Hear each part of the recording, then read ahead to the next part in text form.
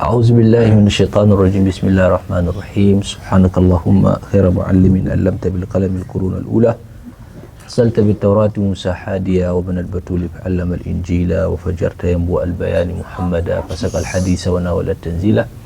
اللهم صل وسلم وبارك عليه وعلى آله حق قدره ومقداره العظيم. يقول رسول الله صلى الله عليه وسلم: ندر الله امرأ سمع مقالتي فوآها فأداها كما سمعها، فرب حامل فقه ليس بفقيه، فرب حامل فقه إلى من هو أفقه منه. ويقول صلوات الله وسلامه عليه: يحمل هذا العلم من كل خلف أدوله، ينفون عنه تحريف الغالين وانتحال المبذلين وتأويل الجاهلين. ثم أما بعد، فنحن بحمد الله وعونه في مستحل دروس لقراءة كتاب الشمائل المحمدية لأبي عيسى الترمذي، والذي نقرأها بسند متصل إليه وإلى سيدنا رسول الله صلى الله عليه وسلم عن شيخنا الشريف إبراهيم صالح الحسيني متاه الله بالصحة والعافية، وشيخنا عن شيخه السيد عبد الله الغماري، وهو عن شيخه إمام سقة عن والده برهان الدين سقة، وهو عن سعيل بالفشني، وهو عن الشهابين شهاب الدين الملوي وشهاب الدين الجوهري، وهما عن عبد الله بن سالم البصري، وهو عن البابلي، وهو عن النور علي بن يحيى الزيادي، وهو عن شيخه شمس الدين الرملي، وهو عن شيخ الإسلام زكريا الأنساري، وهو عن شيخه العز بن فرات، وهو عن شيخه أبي حفص عمر بن محمد بن حسن المراغي، وهو عن شيخه أحمد بن علي البخاري، وهو عن شيخه أبي حفص عمر بن محمد بن معمر بن طبرازل البغدادي، وهو عن شيخه أبي الفتح عبد الملك بن أبي سهل الخروخي، وهو عن القاضي محمود العزدي، وهو عن عبد الجبار بن محمد الجراح الجراحي، وهو عن شيخه أبي العباس محمد بن أحمد المحبوبي، وهو عن أبي عيسى محمد بن عيسى بن ثور الترمذي، وهو قال: حدثنا محمد بن حمير الرازي قال حدثنا الفضل بن موسى وأبو تميلة وزيد بن حباب عن عبد المؤمن بن خالد عن عبد الله بن بريدة عن أم سلمة رضي الله تعالى عنها قالت: كان أحب الثياب إلى رسول الله صلى الله عليه وسلم القميص. ونحن نتحدث في باب ما جاء في لباس رسول الله صلى الله عليه وسلم، أنه صلى الله عليه وسلم يلبس البردة والإزار ويلبس القميص، وأحب الثياب إليه صلى الله عليه وسلم القميص، والإزار والبرد معروفان، والقميص كذلك معروفة، أي ما تم خيطها، المنسوجة الذي فيها اليد، فيها الكم، فيها محل مسحة العنق وغيرها من مثل اللباس الذي نلبسها في يومنا هذا. ولكن هنا مكتوب يلبس تحت الثياب. يلبس تحت الثياب. ماذا؟ القميص. هكذا ما فهمت، لعله هو يريد كلام ثاني. يعني القميص اسم لما يلبس من المخيط الذي له كمان وجيب، يلبس تحت الثياب ولا يكون من صوف. يعني لا يكون من جلد. أيوة. إنما يكون من الكتان أو غيرها من شيء. يعني هو قوله ما يلبس تحت القميص، ما يلبس تحت الثياب، يعني هم عندهم ثياب، هو هذا البرد هذا. هذا يقال له الثياب. العباية، المرط، المروط، الكساء، كل ذلك عندهم ثياب. أيوة. أما القميص هو ما كان مخيط. أيوة. فيه الكم، فيه اليد، فيه كل شيء، هذا يسمى القميص. فطبعا العرب لا تلبس القميص فقط هكذا، هي تلبس القميص ثم تأتي بالرداء فوقه. أيوة. أو بالعباية فوقه، أو بالجبة فوقها، هكذا تفعل العرب. أيوة. حتى أنتم في الهند أو غير ذلك قلما تجد الإنسان يلبس القميص فقط من غير أن يلبس شيئا فوقه، إنما يجعل الرداء أو يوشيها بشيء، أو يجعل فالمرة هذه مثل هذا فوق هكذا، وهذا هو المعنى القميص. وهكذا لذلك القميص هنا هو ما تم خيطه، والتي تم خيطها فهي تكون مريحة بالنسبة للإنسان. والعرب ليس لهم هذا من الأول، فإنما لما شارك العرب غيرهم من الناس رأوا أن هنالك قميص. فالقميص هي أنسب بالنسبة للإنسان لأنها مريحة جدا، إنها فتحة عمق موجود وفيها جيوب. الجيوب إما يكون من على اليمين وإما من على الشمال، وإما أحيانا الجيوب على الكتف هنا، وإما أحيانا الجيوب حتى على الزحر، يجعلون الجيوب هكذا. ثم بعضهم يجعلون الجيوب على الصدر، وبعضهم يجعلون الجيوب حتى على البطن، وهكذا على ما يشاء الإنسان. وهناك فتحة من الكم أي من اليد، هكذا فتحة جيدة، فإنسان يجعل يده، فهذا يكون بالنسبة للإنسان يكون مريحا جدا، سواء في الصلاة أو في السفر أو في غير ذلك من الأشياء. هو أستر. أستر. أيوة، هو أستر بالنسبة للإنسان. هو يستر أكثر. لكن العرب تعرف الإزار ولم تعرف السروال. سروال إطلاقا ما يلبسون، لا يلبسون لكن نادر، أي لكن نادر جدا في الزمان. أيوة، فالرسول صلى الله عليه وسلم كان يلبس السروال إذا أراد السفر البعيد. أيوة، إذا أراد السفر البعيد فهو يلبس السروال صلى الله عليه وسلم، فهذا يكون مريح بالنسبة لمن يركب الجمل. أيوة. ولمن يركب الحمار ولمن يركب الحسان، هذا بالنسبة له مريح جدا. أيوة. أما الإزار صعب شوية. لما تلبس الإزار وتسعد على الجمل أو تركب الجمل فهناك ينكشف من الركبة إلى ما هنالك. هناك في رواية بأن النبي صلى الله عليه وسلم كان له قميص واحد فقط. يعني هو يقول ولا اتخذ من شيء زوجين ولا قميصين ولا رداءين ولا إزارين ولا زوجين من النعال، فهل هذا يعني وارد؟ هذا من حديث سيدة عائشة رضي الله تعالى عنها، فهذا الحديث لم يكن صحيحا. تمام. وإنما يكون أنه صلى الله عليه وسلم اتخذ شيئا زوجين. تمام. فإن كان يثبته في المعنى أنه صلى الله عليه وسلم ما كان له شيء واحد مرتين. زائد يعني زائد على الحاجة. تمام. أيوة. أما الزوجان بمعنى القميص والسروال زوجان، ليس هو هذا المعنى. تمام. لأن الرداء والإزار كمان زوجان.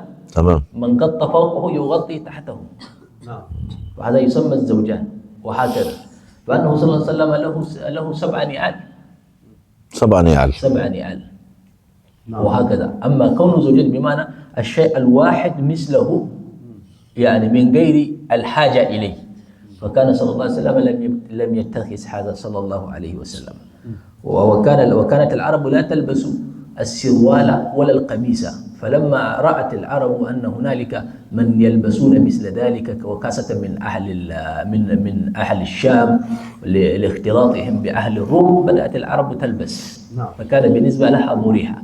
ما أن ذلك صلى الله عليه وسلم يلبس القميص ولا يلبس السروال، فإنما يجعل مع القميص صلى الله عليه وسلم يلبس الرداء، الإزار. هذا الإزار مثل الرداء. أيوة، مثل الرداء. وإذا قالوا الرداء معناه ما يلبسون فوق، والإزار ما يلبسون تحت. أيوة. القميص ورد لهم من أوروبا ولا من الروم. لعل الرواية ستمر بنا إن شاء الله. فأنه صلى الله عليه وسلم من الروم يعني. فيه الرواية هنا في الشمائل تشير إلى هذا. فهكذا هو كان لباسهم. ورسول صلى الله عليه وسلم اتخذ سروالا ولكن لم يلبسه كثير، فلذلك كان هذا سنة حتى وصلت إلى قريب من الزمان عند كثير من البلدان يلبسون الإزار ولا يقبلون السروال. أيوة. هكذا كان عندنا. حتى عندكم. حتى يعني قبل تقريبا 80 سنة. أيوة. كان لا يوجد سروال، فقط هذا الرداء الإزار. يعني الفلاح البلدي هنا هو دائما يفضل إزار. حتى أهل إندونيسيا وأهل وأهل ماليزيا وغيرهم. يعني هم أهل لا يلبسون السروال، إنما يلبسون الإزار. وأهل اليمن حتى إلى يومنا هذا أكثرهم كانوا يلبسون الإزار إلى يومنا هذا، وخاصة أهل حضرموت. وأما أهل ماليزيا حتى إذا لبسوا السروال لبسوا الإزار فوقهم. أيوة، أنا رأيت هكذا. جميل. فأهل إندونيسيا مرة كانوا حرموا ذلك تماما، يعني لبس البنطلون، لبس السراويل حرام. حرام، ولا تجوز الصلاة. لا يجوز الصلاة، لا تجوز الصلاة ولا يجوز كل شيء. أيوة. إلى حد ما جاء مولانا شيخ أحمد الحبيب محمد أحمد بن سالم بن جدان، نعم. وهو من كبار المحدثين بأرض ملاوي، أرض ملاوي، فهم أهل إندونيسيا وأهل سنغافورة وأهل ماليزيا وأهل تايلاندا أيوة. وأهل بروناي وغير هؤلاء من أهل ملايو، وهو مسنده، وهو من أصله من علي بعلوي، لأن جد جده كان هو مولانا شيخ أبو بكر بن سالم رضي الله تعالى عنه.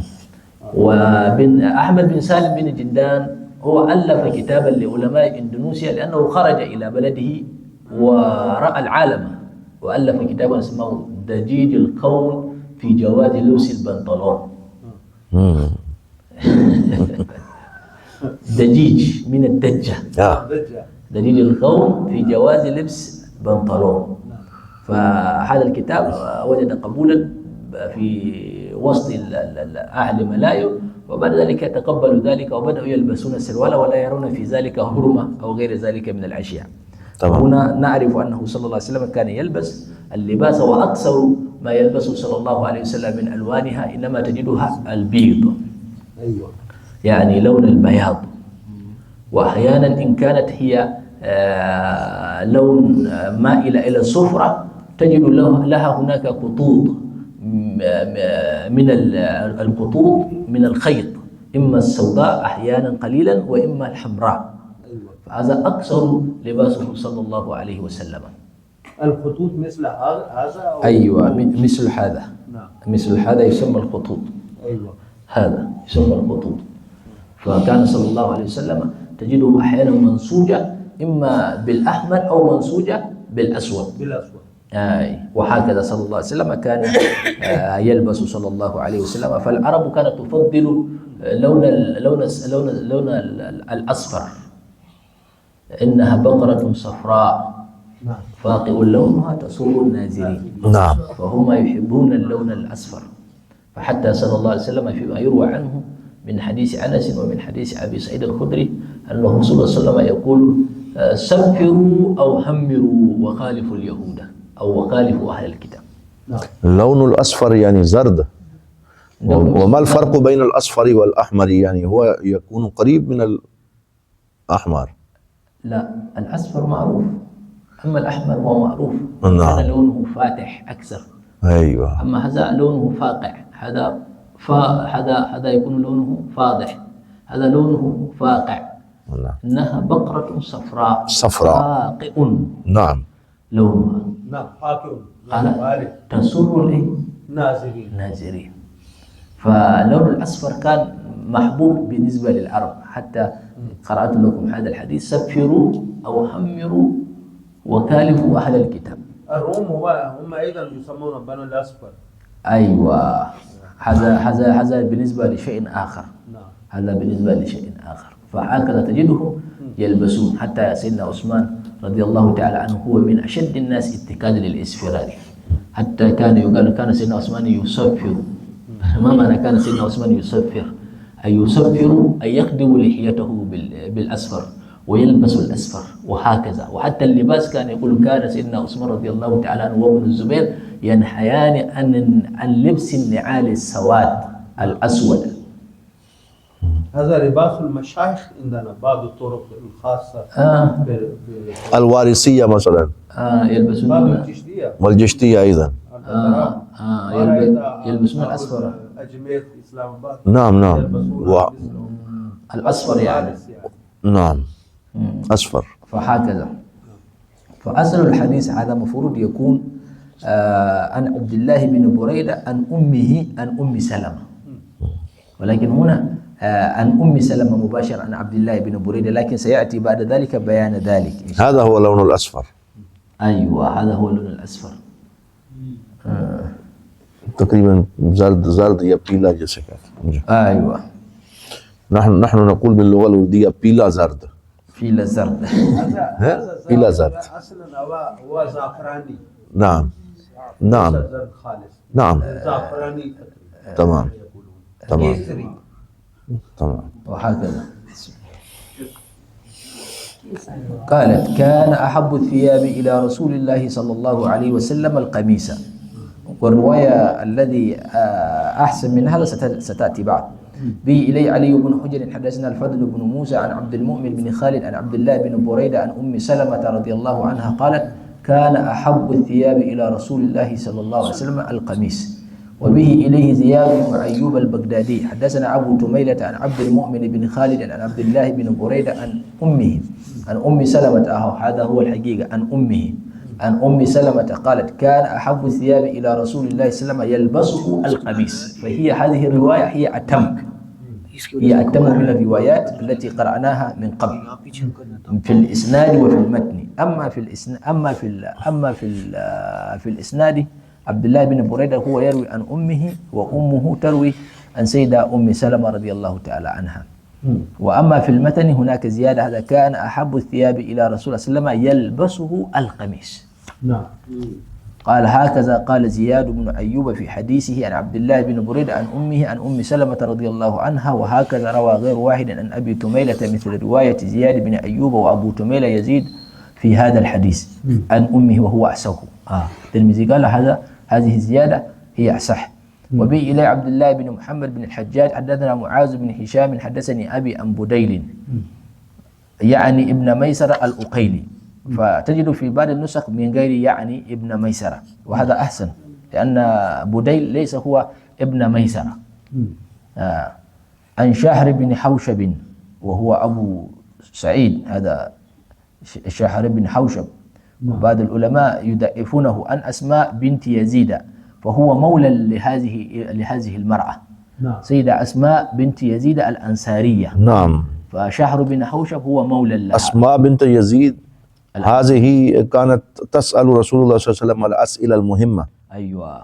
هي جاءت وقالت غلبنا عليك الرجال يا رسول الله. أيوة. فهي المرأة المشهورة. نعم. فلها 44 حديث في كتب الحديث 44 حديث عن سيدة أسماء بنت يزيد الأنصارية. فالشهر بن حوشب هذا هو مولاها. نعم. مولى الأنصارية. أصبح من الأساتذة يعني هو أستاذ الحديث أصبح أستاذ يعني ولا كيف نقول أيوه هو شيخ الحديث طبعا. شهر بن حوشب هذا شيخ الحديث. هو شهر بن حوشب هذا معروف عند المحدثين. نعم. فهناك من يضعفه وهناك من يقبل حديثه. نعم. حتى كانوا في الأخير يقولون شهر بن حوشب ليس له حال واحد. نعم. يعني هناك أحاديثه فهي صحيحة هناك أحاديثه فهي لا تقبل هناك أحاديثه يتابع عليها هناك أحاديث لا يتابع عليها. يعني رجل عنده مشكلة عند المحدثين يعني بعض المحدثين يقبلون منه بعضهم لا يقبلون. لكن في الأخير الدراسة الواضحة على شهر بن حوشب هذا أنه ليس له حال واحد. يعني هو من المحدثين الذي ليس له حال واحد. في آخر السن ممكن اختلط لا ليس اختلط. هو لم يختلط. نعم. بس إنما بعض الناس ضعفوه إما لأنهم يقولون هو أكل أموال بيت المال وما يقولون هو يسرق بعض المال ويعني وثقه أحمد بن حنبل ومعين يحيى بن معين وقال ابن حجر صدوق ربما يهم. خلاص. فلو بدأنا نذكر من وثقه لترى أن هناك مئات من العلماء وثقوه وكمان فيه مئات من الناس ضعفوه. تمام. فلذلك في الأخير الحكم الواضح بالنسبة لشهر بن حوشب تقول شهر بن حوشب ليس له حال واحد. تمام. ليس له حال واحد. أيوة. يعني ما ممكن تضعف حديثه ما ممكن تضعف كل حديثه وما ممكن تصحح كل حديثه وما ممكن توثقه بنسبة 100% وما ممكن تضعف. أيوة. فلذلك هذا الرجل بس هو مشهور عند المحدثين شهر بن حوشب ليس له حال واحد هكذا. أيوة. لأن هناك واحد من العلماء من المعاصرين اسمه يوسف الجدائي هو عمل رسالة دكتوراه في مصر في الأزهر في حال هذا وفي الأخير طلع بالنتيجة. هذه النتيجة اسمها ليس شهر بن حوشب ليس له حال واحد يطرأ عليه حالات يعني. أيوة. طارئة. أيوة طارئة. ليس له حال واحد. شهر بن حوشب ليس له حال واحد، حتى كانوا يقولون يعني في كتاب ممكن إنسان يبحث عنه، العرف المطيب،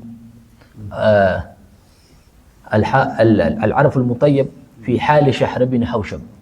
هذا كتاب يتحدث عن أحواله وعن الذين ضعفوه وعن الذين وثقوه وغير ذلك من الأشياء. ثم إن هذا الرجل شهر بن حوشب هو أخذ عن ابن عباس، وأخذ عن عبد الله بن عمرو بن عاص، وأخذ عن أبي سعيد الخدري، وأخذ عن سيدة أم سلمة، وأخذ عن أسماء بنت يزيد الأنصارية، هذه هي مولاه. وأما أحاديثه عن سيدنا بلال فهذا مرسل، هو لم يأخذ عن سيدنا بلال ولا هكذا وهكذا.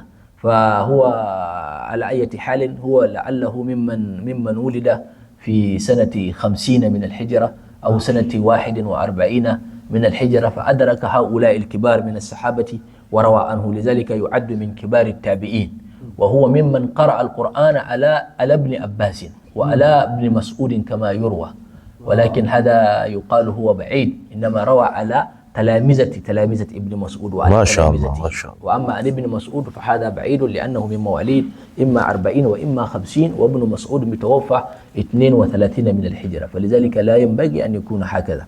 وأما ابن عباس فهو ممن قرأ القرآن 7 مرات، يعني ختم القرآن على ابن عباس 7 مرات، يقرأ من البقرة إلى الناس. من؟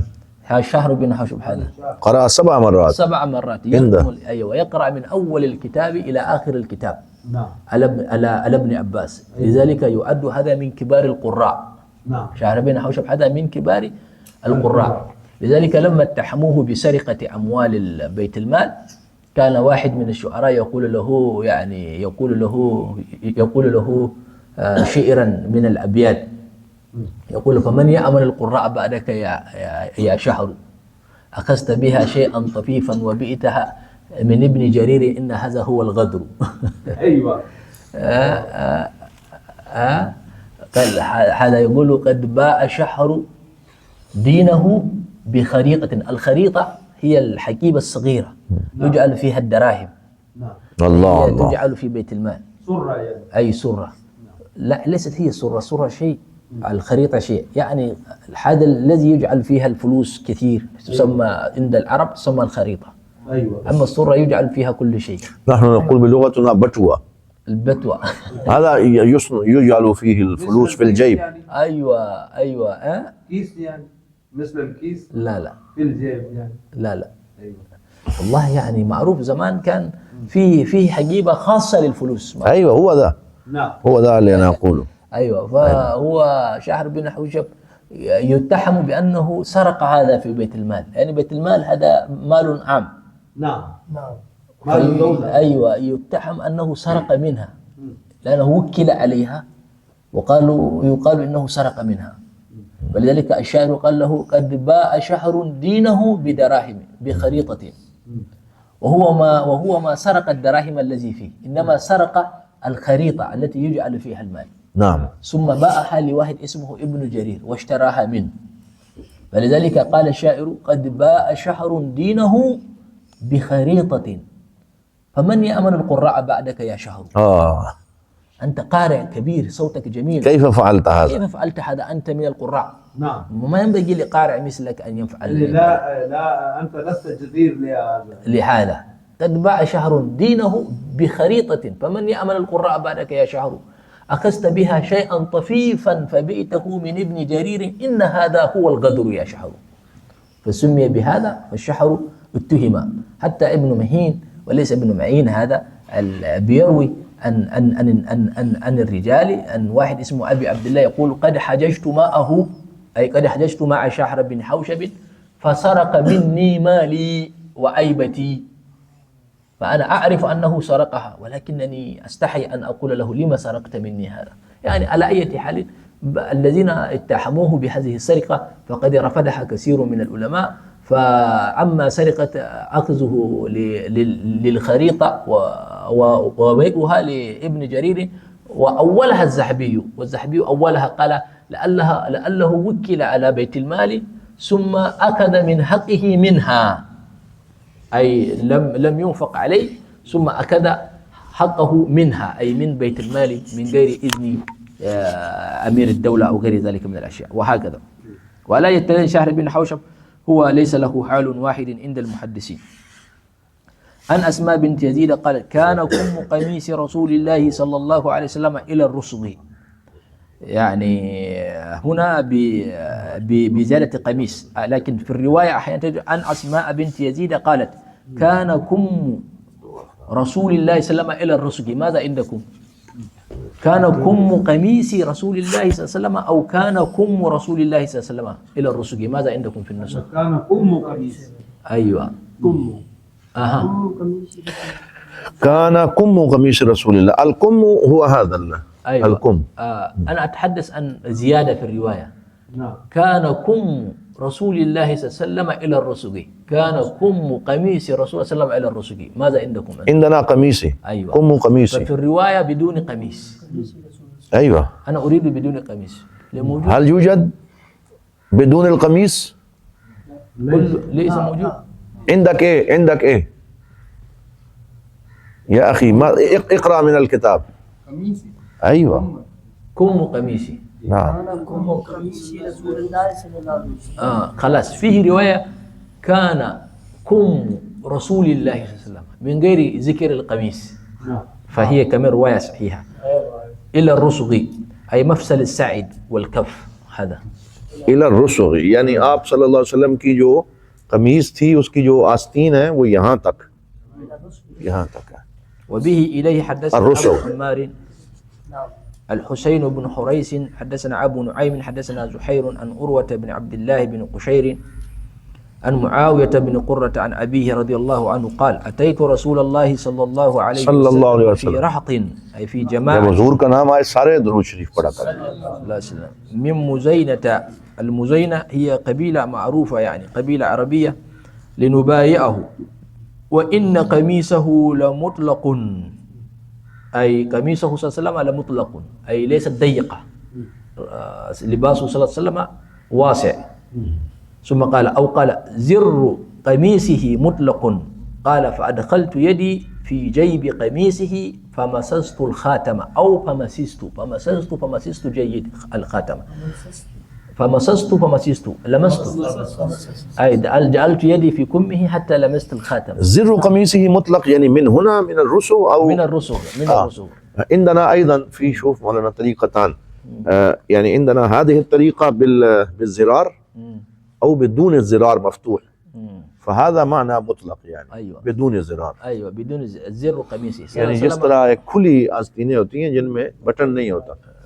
يعني ممكن الكم هذا الكم عند الرسغ هذا يكون واسعا ممكن تدخل رأسك من الداخل هكذا. أيوة. أنت رأيت الكم السودانيين؟ رأيته هكذا فعلا عندهم. السودانيين تجد كمهم كبير هكذا. لا ليه هو ممكن يكون شوية هكذا. ممكن تدخل رأسك أو أقل ممكن تدخل هذا الكتاب من الداخل أو أقل من هذا. فهكذا فكان صلى الله عليه وسلم واسع هكذا. وهذا وبه إليه عبد بن حميد حدثنا محمد بن الفضل. تجد في النسخة الفضيل. ماذا عندكم؟ الفضل محمد بن الفضل أو محمد بن فضيل؟ الفضل. محمد بن الفضل. كلكم؟ نعم. نفس الشيء. أيوة. ويأتي فضيل والفضيل هذا ليس جيد. قال حدثنا حماد بن سلمة عن حبيب بن الشهيد عن الحسن عن أنس بن مالك رضي الله عنه أن النبي صلى الله عليه وسلم خرج وهو يتكئ على أسامة بن زيد عليه ثوب قطري. أنه صلى الله عليه وسلم خرج وهو يتكئ على أسامة بن زيد عليه ثوب قطري. وثوب القطري يعني نوع من البرود. البرود يعني من البردة هذا. ये चादर की एक किस्म है صوب قطري. أيوة. وهو يؤتى به من بلد قطر ولذلك ينسب إليه قطري. قد توشح به أيضا من اليمن. أيوة. نوع من البرود اليمنية. لا هذا القطري ده مكان قرية تسمى قطر وليس قطر الآن هذه. تمام. إنما هي قريبة من تبوك. تمام. أيوة. وأما ما يؤتى به من اليمن سنأتي إليه. تمام. هي المعروفة بغيرها. أما قطري هذا فهي ليس نوع اليمني. قد توشح به أي وضعه فوق عاتقه، معناه أنه صلى الله عليه وسلم أحيانا يتوشح هكذا، يعني مثل الرداء هذا فيجعله على ختفه هكذا. فهمتم؟ أيوه. يعني هو أخذ رداءه فقط على مثلا كتف واحد، مثلا يكون هذا هو الرداء هكذا، يجعله هكذا فقط. ما يفعله أهل اليمن، تجد حبيب عمر يجعل. عندنا أيضا فيه موجود जिस तरह एक तरफ साफे की तरह रखते हैं, ممكن هذا ممكن. अय्वा साफे की तरह जिस तरह रखते हैं हमारे أيوة गांव के अफराद, هذا तवश्शह به, توشح به معناه إيه؟ هكذا. هذا أيوة. توشح به هكذا. وإذا أراد الصلاة جعله أمامه. إذا أراد الصلاة جعله أمامه. أيوة. فإذا رأيته صلى الله عليه وسلم فعل هذا أنه كان ذاهبا إلى مكان. الصحابة يعرفون ذلك، هي لغة الإشارة، فرب إشارة أبلغ من العبارة. فالصحابة إذا رأوا الرسول صلى الله عليه وسلم فعل هذا يعرفون أنه يمشي، فلا يسألونه ولا يمشي يسلم عليه، هو عارف هو مشغول في شيء. ولكن إذا فعل ووشح به هكذا هذا خلاص هو موجود معهم وهكذا. فهم يفهمون بالإشارات كثيرة جدا، سواء في إمامته، لو لف الإمامة بطريقة هم يعرفون، سنأتي كيف يلبس الإمامة صلى الله عليه وسلم وهكذا. فصلى بهم، ثم أنه صلى الله عليه وسلم يتقئ بسيدنا أسامة، أو أحيانا يتقئ بعبد الله بن مسعود، أو يتقئ بسيدنا عمار. وهذا معروف أنه صلى الله عليه وسلم قلما تجده إلا وهو متقئ برجل، بواحد من هؤلاء الذي ذكرناه. ما من الاتكاء؟ ليس أن تجعل يدك على عاتقه، لا، أن تمسح، هو يمد يده هكذا مثل الدكتور مثلا هكذا، فيمسك هكذا. هذا يتكئ. أيوة، معناه يتكئ به وهو يمسكه هكذا. سواء إذا كان نازلا، وأنتم تعرفون مكة والمدينة أكثرها أرض جبلية فيها الانحدار وفيها الانسباب وهكذا. فلذلك كان دائما صلى الله عليه وسلم يمسك برجل، وهو أكثر ما يفعل ذلك صلى الله عليه وسلم، ليس فقط في حالة المرض، بس كان هذا سنته صلى الله عليه وسلم. فكان يفعل ذلك بسيدنا علي، ويفعل ذلك بسيدنا ابن عباس أحيانا، ويفعل بذلك بعبد الله بن جعفر، ويفعل ذلك بسيدنا عمار بن ياسر، ويفعل ذلك ببلال، ويفعل ذلك بعبد الله بن مسعود وغير هؤلاء من الناس. لكن أكثر من يكون معه صلى الله عليه وسلم في هذه الأشياء هو سيدنا أسامة بن زيد هذا. ما شاء الله. وقال عبد بن حميد قال محمد بن الفضل سألني يحيى بن معين عن هذا الحديث أول ما جلس إلي، فقلت حدثنا حماد بن سلمة، وقال لو كان من كتابك، أي لا تحدثني من حفظك، حدثني من كتابك. وهو يريد أن يمتحنه، يعني هل هو حفظ ولا لم يحفظ. فقمت لأخرج كتابي، أي ذهبت لآتي بكتابي، فقبض على ثوبي ثم قال أمله علي. تجد أمله علي أو أملله علي. ماذا عندكم؟ أملل باللامين، نعم، وأملح باللام واحد، كله جيد. أمله علي، فدي كل هذا ثبت في الروايات. فإني أخاف ألا ألقاك، أي أمله علي، أي أخبرني عن الحديث وأنا أكتب من باب الإملاء، أنت اقرأ وأنا أكتب من باب الإملاء. فإني أخاف ألا ألقاك. قال فأمليته عليه، ثم أخرجت كتابي فقرأت عليه. فقد أخذ مني إملاء حفظا، ثم أخرجت كتابي، ثم رأى هذه الرواية موجودة في كتابي. هذا ما يريده أبو حنيفة في إثبات الحديث، أن الحافظ المحدث فضبطه لازم يكون ضبط صدر وضبط كتابة. ما يحفظه المحدث لابد أن يكون موجود في كتابه بنفس حفظه الذي في صدره.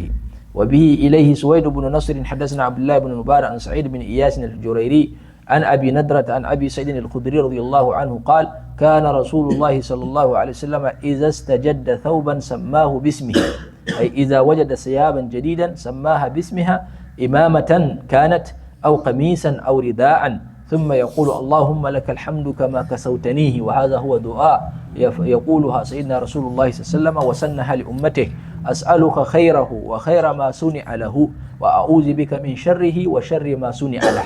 وقلما تجد من يطبق هذا في يومنا هذا الدعاء. يعني هذا اللهم لك الحمد كما كسوتنيه، ثم يسميه باسمه، كما كسوتني هذا الإمامة، كما كسوتني هذا الرداء، كما كسوتني هذا النعال، كما كسوتني هذه القلنسوة، فتذكر هذه الأشياء بأسمائها. كما كسوتني أسألك خيره وخير ما صنع له، وأعوذ بك من شره وشر ما صنع له. فهذه من أحسن السنن التي كلما تجد من يملأ فمه بالسنة سنة تجد لا يطبقون مثل هذه السنة التي لا تطبق. فمفروض مثل هذه السنن أن تطبق على أرض الواقع. وبه إليه هشام بن يونس الكوفي حدثنا القاسم بن مالك المزني عن الجريري عن أبي نضرة عن أبي سعيد الخدري رضي الله عنه عن النبي صلى الله عليه وسلم نحوه. وبه إليه محمد بن بشار قال حدثنا معاذ بن هشام حدثني أبي عن قتادة عن أنس بن مالك رضي الله عنه قال كان أحب الثياب إلى النبي صلى الله عليه وسلم يلبسه الحبرة. الحبرة هذا هي اليمنية. نعم. الحبرة هي اليمنية فهي مزينة بخطوط حمراء، فهي تسمى الحبرة، فهي اليمنية معروفة. وبه إليه حدثنا محمود بن غيلان قال حدثنا عبد الرزاق حدثنا سفيان، والسفيان هنا سفيان الثوري عن عون بن أبي جحيفة عن أبيه رضي الله عنه قال رأيت النبي صلى الله عليه وسلم وعليه هلة حمراء. الحلة يعني رداء وإزار. حمراء أي ليست هي حمراء، لأن لبس الأحمر ليست جيد، فكره ذلك سيدنا رسول الله صلى الله عليه وسلم. بمعنى يعني الهلة حمراء أي مخطوطة منسوجة بشيء من الحمراء، يعني كما فسرنا بالأمس هكذا. وعليه هلة حمراء كأني أنظر إلى بريق ساقيه. قال سفيان أي الثوري نراه حبرة، أي نراه هذه الهلة هي الحبرة أي اليمنية التي تؤتى بها من زفار. والزفار بلدة بعد بلدة في اليمن. الآن هي بلدة في الأمان، في بلدة أمان. به إليه حدثنا علي بن خشرم حدثنا عيسى بن يونس عن إسرائيل عن أبي إسحاق عن البراء بن عازب رضي الله عنه قال ما رأيت أحدا من الناس أحسن في هلة حمراء من رسول الله صلى الله عليه وسلم إن كانت جمته لتضرب قريبا من منكبيه صلى الله عليه وسلم. أي جمته شعر رأسه صلى الله عليه وسلم. بالأمس ذكرنا الجمة واللمة.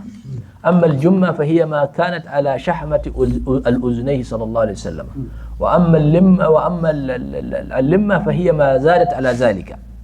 فشعره صلى الله عليه وسلم إنما هي جمة وليست لمة. ما رأيت أحدا من الناس أحسن في هلة حمراء، أي ما رأيت رجلا يلبس الرداء والإزار مقطوطة ومنسوجة بالحمراء والله مثل رسول الله صلى الله عليه وسلم إن كانت جمته أي شعره صلى الله عليه وسلم لتضرب قريبا من منكبيه. وبه إليه محمد بن بشار حدثنا عبد الرحمن بن مهدي حدثنا عبيد الله بن إياد عن أبيه عن أبي رمسة رضي الله عنه قال رأيت النبي صلى الله عليه وسلم عليه بردان أخضران، ومرة رأيته بردان أخضران، يعني صلى الله عليه وسلم لبس الإزارة ثم عليه بردة أي ما لف به جسده صلى الله عليه وسلم ثم ما توشح به من الرداء فهو الأخضر، فهو صلى الله عليه وسلم يحب هذا اللون. وبه إليه حدثنا عبد بن حميد حدثنا أبان بن مسلم حدثنا عبد الله بن حسان العنبري عن جدتيه دحيبة وأليبة، هكذا هنا، لكن المفروض يكون عن جدتيه دحيبة وسفية بنتي أليبة. ماذا عندكم؟ هذا خطأ، هو عن جدتي دحيبة وسفية بنتي أليبة. دحيبة وسفية هما أيوة يعني هو جدتي دحيبة وسفية بنتي أليبة، مفروض يكون هذا. عن قيلة بنت مخرمة رضي الله عنها قال رأيت النبي صلى الله عليه وسلم وعليه أسمال، وأسمال هو ثوب أو رداء قديم لبسه أحد حتى تخلق، أي من طول مكسه، يعني ممكن يكون سنة سنتين ثلاث.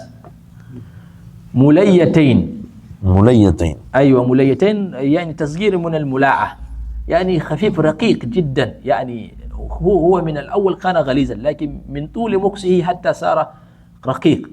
ممكن لو جذبته هكذا ممكن يتخرق. أيوة هكذا.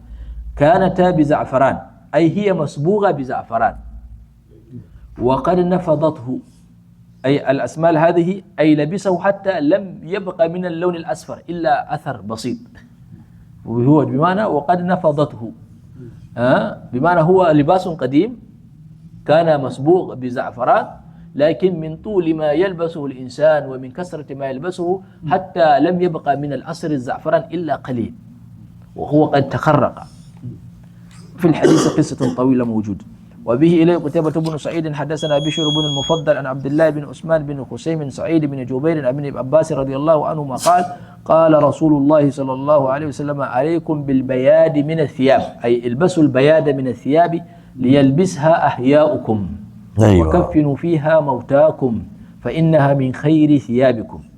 وبه إليه محمد بن الآن بعض الناس يفضلون اللون الأسود ويلبسونه، فما رأيكم فيه؟ ليس هنالك إشكال. ليس هنالك إشكال. يعني هذه ألوان، من شاء أن يلبس شيئا فلا تمنعه الشريعة، إنما هذا من الشكليات. تمام. إنما الشريعة تهتم بالمضمونيات. أما الشكليات فهذا الشريعة لا تهتم به كثيرا. ولكن عندما قال النبي عليكم فهذا معناه استحباب. أيوة، هذا ليس للوجوب. هذا لأن لو كان للوجوب لدخلنا مشاكل يعني. تمام. ولكن مولانا إذا كان للاستحباب فأيضا يعني نحن نأخذ منه معنى التفضيل على الغير. طبعا كل ما فعله صلى الله عليه وسلم وما أمرنا به صلى الله عليه وسلم هو أفضل مما تختاره أنت بنفسك. تمام. أيوة، لكن الشريعة لم تجبرك على هذا، لأن هذا معروف من الشكليات. لو أن الشريعة تقول كل واحد يلبس من البياض لكان هناك مشقة. نعم. أليس أمر كذلك؟ السودان كلها تلبس الأبيض، كلما تجد حتى العربية السوداء في السودان صعب. سوداني بي سفيد بنته مش يعني كل واحد يلبس شيء أبيض، قلما تجد لون آخر غير الأبيض في السودان، صعب جدا. فهم لأنهم يسكنون في بلاد فيه الصحراء وهكذا، طبيعة المكان نفسها يحتاج إلى اللباس البيضاء هذا. لكن هناك مكان ما يناسب البياض، يعني لأن الألوان تؤثر في ذهن الإنسان. أليس أمر كذا؟ الألوان تؤثر في إيه؟ ذهن الإنسان. في ذهن. مثلا أنت في أوروبا ما ممكن تلبس الأبيض دائما، هذا يؤثر. هكذا إن كنت في نيجيريا اللبس الأبيض هذا يؤثر، بيت يؤثر شيئا ما حتى في عقل الإنسان. وليس كل لون يطابق النظر أو يطابق وهكذا. ولذلك كان ابن عباس رضي الله تعالى عنه لما ذكر له الأصفر وكان يقول إن الأصفر وهو يذهب وهو يضبط النفس. يضبط النفس. أي ويذهب الهم. ويذهب الهم. أيوة. يذهب الهم، يعني بمجرد أن تراه. لذلك حتى في أوروبا أحيانا يقدم لك الألوان مختلفة، مثلا من الزهور. حتى أنتم في باكستان ما شاء الله تقدم الزهور بألوان. وأنا أرى باكستانيين أكثر ناس ملتفتون إلى ألوان متشكلة. نعم. لا يحبون اللون واحد. مثلا شفت المسجد هذا تجد ألوان مختلفة. نعم. فهمت؟ هذا في نيجيريا يؤثر في العقل ويؤثر في النظر. ليه؟ لأن طبيعة المكان آه. وطبيعة الناس اللي يعيشون هناك. لعلكم فهمتم كلامي. نعم. أيوة. لكن هنا في حتى أنتم، أنا رأيت حتى في الأكل أنتم تشكلونه بالألوان. نعم. في السيارة تجد ألوان كثيرة في السيارة. نحن عندنا في أفريقيا كثرة الألوان يجعل الإنسان يكون اضطراب في العقل، يجون إنسان كده متضايق في الداخل، لأن الطبيعة هناك ليست هي كطبيعتكم هنا. فهناك أيما تنظر واحد كلما تجد إنسان أبيض، كل واحد أسود، كله كذا. فهمت كلامي؟ نعم. فهذا لما يكون هناك أشكال على لون واحد. أيوة. لما ترى اللون كده متشكل وكده هذا يؤثر في فهم الإنسان أو هكذا. وأما الباكستانيون هم شعوب كثيرة. أيوة. البختون والبنجابيون. أيوة. هم نفسه ليس لأصل ألوانهم، هم فقط المكان اللي يعيشون فيه. نعم. يتعودوا على هذه الطبيعة. نعم. فصاروا هم يحبون الأشكال. أيوة. أي شيء فيه لون كثير الهندي يحبه والباكستاني يحبه. نعم. وهذا على خلاف إفريقي، وهو يحب لون واحد لا يريد كل لون هذا لون هذا. في كل افريقيا هكذا ولا في دولة في كل إفريقيا، في كل إفريقيا السوداء الصحراء الذين يعيشون على الصحراء. ايوه أي هم أنتم تعيشون الجبال وهكذا، فلازم يكونوا عندكم ذوق غير ذوقنا الذي نحن نعيش في الصحراء. لا الكلام واضح. اي نعم. وأنا رأيت أول في الهند أو باكستان حتى الأكل حتى الأرز يشكلونه شكل.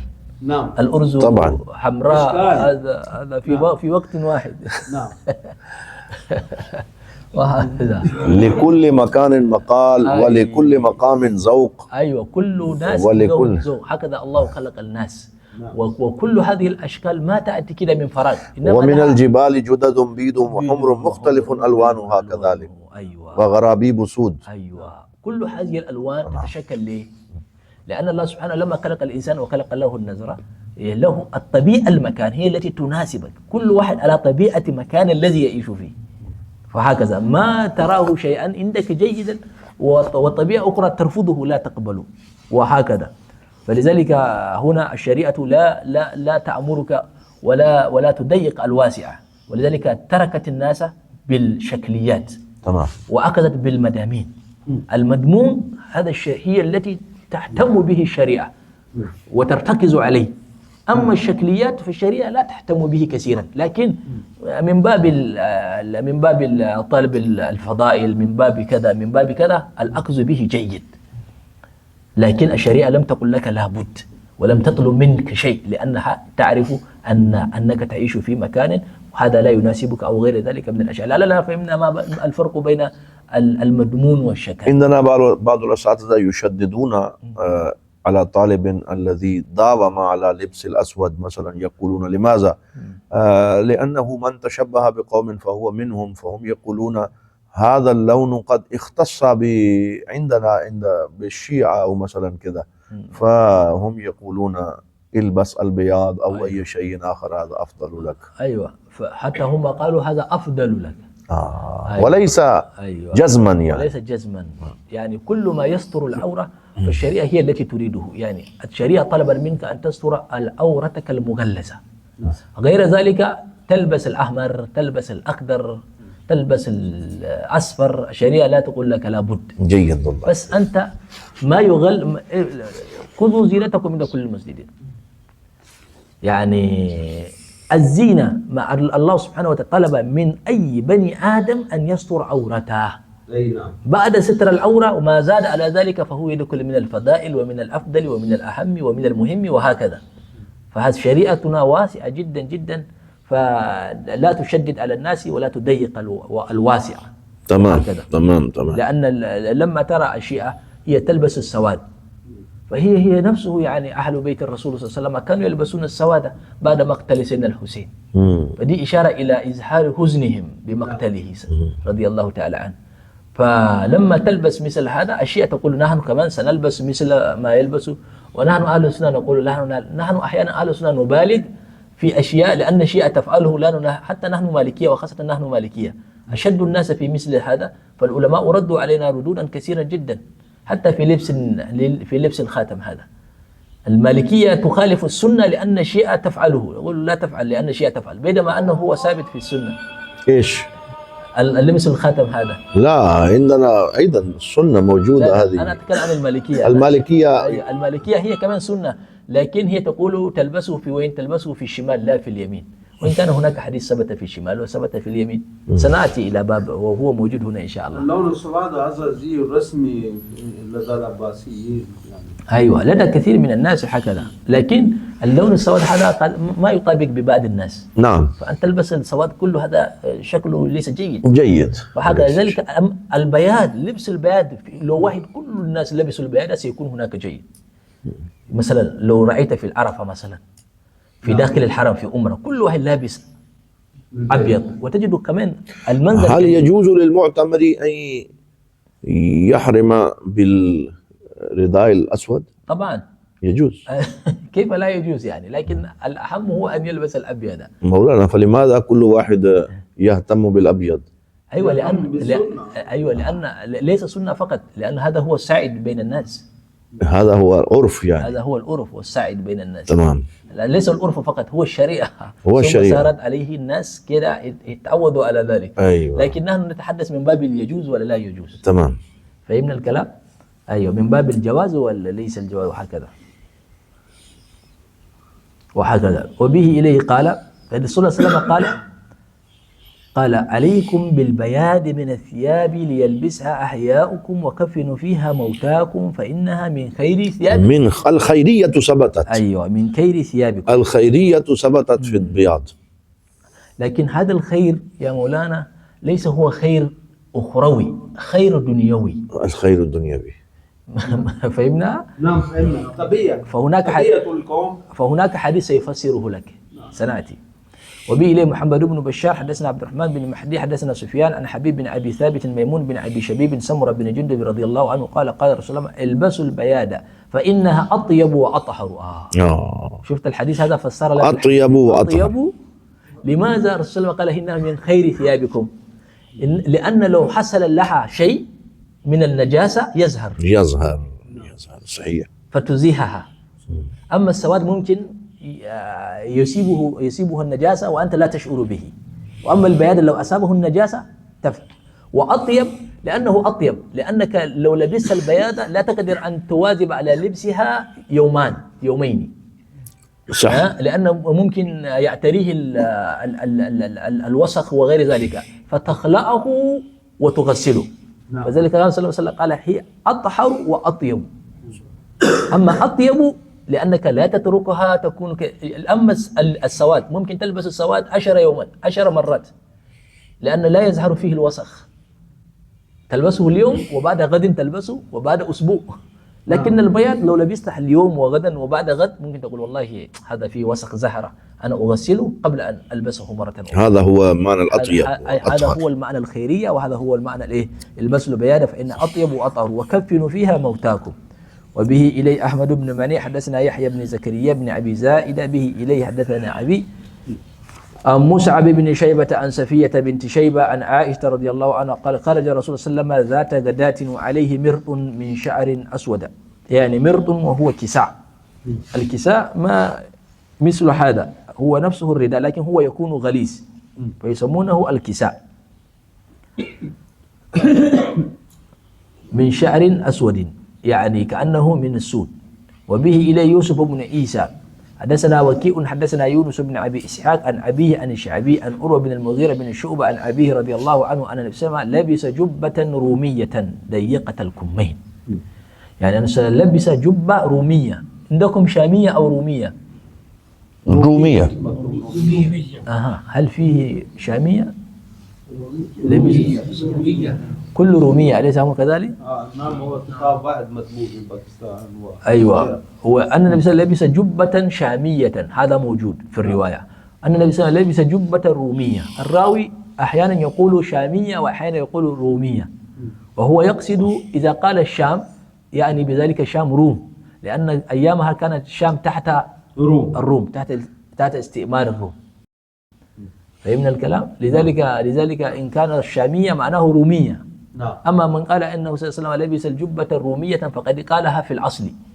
أما إن قال شامية لأن الشام كانت تحت الروم ضيقة الكمين أي لم تكن موسعة، فدي دليل على أنه صلى الله عليه وسلم لبس الواسعة الكمين ولبس ضيقة الكمين.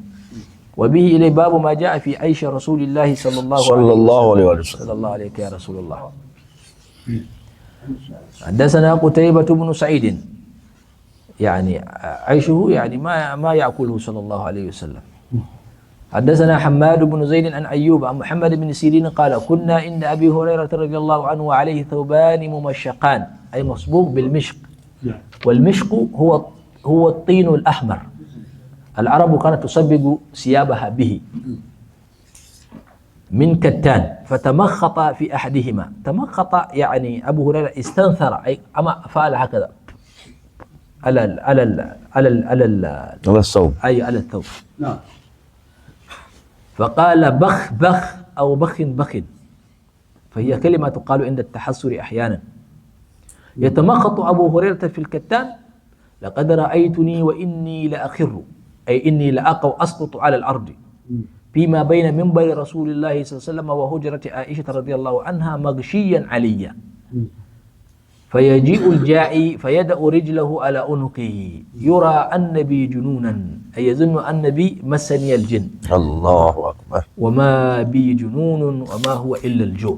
الجوع. أي أنا أسقط على الأرض من شدة الجوع، فيظن الناس عندي مس من الجن، فيأتي للرقية وهو لا يدري أن الذي أسقطني هي الجوع. وبه إليه قتيبة حدثنا جعفر بن سليمان الضبعي مالك بن دينار قال هذا مالك بن دينار هذا حديث مرسل، وهو يرويه عن أنس بن مالك رضي الله تعالى عنه مرسلا. أيوة. به إليه قال ما شبع رسول الله صلى الله عليه وسلم من خبز قط ولا من لحم إلا على دفف. ما كان رسول الله على ضفف يعني على قلة. على دفف يعني على دفف إلا مع الضيوف. إلا مع الضيوف، أي إلا إذا كان مع غيره. يعني من خبز ما حصل أنه جلس وأكل خبز حتى شبع صلى الله عليه وسلم، ولا جلس وأكل اللحم حتى شبع، لا، إلا على دفف، أي إلا كان معه ضيوف. وتجد في الرواية ما شبع رسول الله من خبز ولحم. نعم. هذا رواية كمان جيدة. أما هنا من خبز قط ولا من لحم إلا على دفف. قال مالك سألت رجلا من أهل البادية ما الدفف، أي الدفف ما هو؟ فقال أن يتناول أو أن يتناول مع الناس مع الضيوف. أيوة. به لبا ما جاء في خف رسول الله صلى الله عليه وسلم صلى الله عليه وآله وسلم. الرسول صلى الله عليه وسلم كان يلبس الخفة ويلبس النعالة ويمشي حافيا، 3 أشياء. يلبس الخف موزة. أي مثلك. أي لا نقول مثلي. صلى الله عليه وسلم. لا يعني أنا ليس لرسول الله هذا. مسأل. أيوة فهمت. للتقريب يعني. نعم للتقريب. للتقريب. حاشا أن يكون له مثل. أيوة صلى الله عليك يا رسول الله. وهو من جلد، من جلد. فالخف الذي يقدر الإنسان أن يتمشى عليه من غير أن يتخرق ولا أن يخاف عليه المشي، هذا يسمى الخف. أما ما لم يكن على ذلك فهو الجورب. أيوة هو الجورب، وخاصة إذا كان صنع من الكتان أو غير ذلك من الشيء. الجورب. أيوة يسمى الجورب. لا الذي لا يمنع الماء مثلا. الذي لا يمنع الماء. الجلد يمنع الماء. الجلد يمنع الماء طبعا. نعم. الجلد يمنع وصول الماء، وهكذا إنسان يقدر على المشي به. أما الجورب لا، وهكذا. السلفيون هنا الآن يفضلون الجورب مثل الخف يعني. أيوة هذا خطأ. المسح عليها لا يجوز. نعم. المسح على الجورب لا يجوز، لأن العرب زمانا تطلق على الخف الخف والجورب، حتى إذا قالوا الجورب معناه الخف. نعم. أيوة. لذلك مسح الرسول صلى الله عليه وسلم على جوربه، هذا حديث. نعم. فهم الآن يسمون الجورب من الكتان جورب. نعم، لكن هذا بمعنى الخف. أيوة، لكن هي العرب زمانا ما عندها جورب من الكتان، إنما جوربها من الجلد. من الجلد. ولكن الآن نحن نستخدم هذه الكلمة في الكتان. يعني اسم جرابة بمعنى موضع. فلذلك هم أخطأوا في تنزيل لفظ الحديث على المعنى الصحيح. نعم. فهذا أكبر مشكلة كذلك، يعني أيوة أن تقرأ في نص وفي يومنا هذا أنت سميت بعض الأشياء على اسمها ثم تقول هذا هو لا، هذا ليس هذا. وبي إليه حناد بن الصريع حدثنا وكيء عن دلحم بن صالح عن هجير بن عبد الله عن ابن بريدة عن أبيه أن النجاشي رضي الله تعالى عنه أهدى للنبي صلى الله عليه وسلم. والنجاشي هو ملك حبشة. نعم. هو اسمه أسحمة بن عبجر. نعم. والذي استضاف أصحاب رسول الله صلى الله عليه وسلم. وأسلم. أيوة. وهو أسلم وصلى عليه صلى الله عليه وسلم صلاة الغائب. نعم. بعد وفاته. وقبره يزار في الحبشة. أيوة. أيوة قبره الآن كمان خلال أيام هذا فيه حفلة سنوية لنجاشي، كانوا كل سنة يعملون، ممكن هذا الأسبوع هذا يكون في حفلة كبيرة في إثيوبيا، هذا في مدينة أمهرة. أيوة. وقبره هنالك مع كبار من الصحابة. أمهرة هذا في أي بلد؟ في إثيوبيا. إثيوبيا. इस तरह से जगह छोड़ दें तो साथ मेहमान आए जाओ मिन फैसलाबाद लिज़ियारतिकुम बादुल उलमा तमाम इंशाल्लाह बाद الدرس أن النجاشي رضي الله أهدى للنبي صلى الله عليه وسلم خفين أسودين. أهلا بكم، أهلا وسهلا. ما شاء الله. أهلا بكم. تفضل مولانا إن شاء الله بعد الدرس. أهدى للنبي صلى الله عليه وسلم خفين أسودين قال ساذجين. معناه ساذجين أي غير منقوش، أي من دون نقش. أهلا بكم، بارك الله فيكم. بارك الله، جزاكم الله خيرا. بارك الله. شكرا، أهلا بكم ولنا، تفضل. بارك الله فيكم، شكرا، بارك الله فيكم، حياكم الله، أهلا وسهلا، بارك الله فيكم، حياكم الله، شكرا، ما شاء الله. قال أسودين ساذجين. ساذجين معناه غير لم يوجد فيها نقش، فلبسهما صلى الله عليه وسلم ثم تودع ومسح عليهم. وبه إليه حدثنا قتيبة بن سعيد قال حدثنا يحيى بن زكريا بن أبي زائدة عن الحسن بن عياش عن أبي إسحاق عن الشعبي قال قال المغيرة بن شعبة رضي الله عنه أحدى دهية للنبي صلى الله عليه وسلم خفين فلبسهما. الدهية الخلبي رضي الله تعالى عنه أحدى للنبي صلى الله عليه وسلم خفين والرسول صلى الله عليه وسلم لبسهما. وقال إسرائيل عن جابر الجعفي عن عامر وجبة، أي أنه سلم أن سيدنا دهية أحدى للنبي صلى الله عليه وسلم خفين وجبة فلبسهما حتى تخرقا، أي حتى تخرق الجبة وتخرق الكفين وتخرق الكفان وحتى تخرق الجبة. لا يدري النبي صلى الله عليه وسلم أزكي هما أم لا، أي أنه سلم لم يسأل. هذا الكف هو من جلد من جلد بقر أو من جلد همار أو من جلد كذا، فهذه الدبة هي ذكية أم لا؟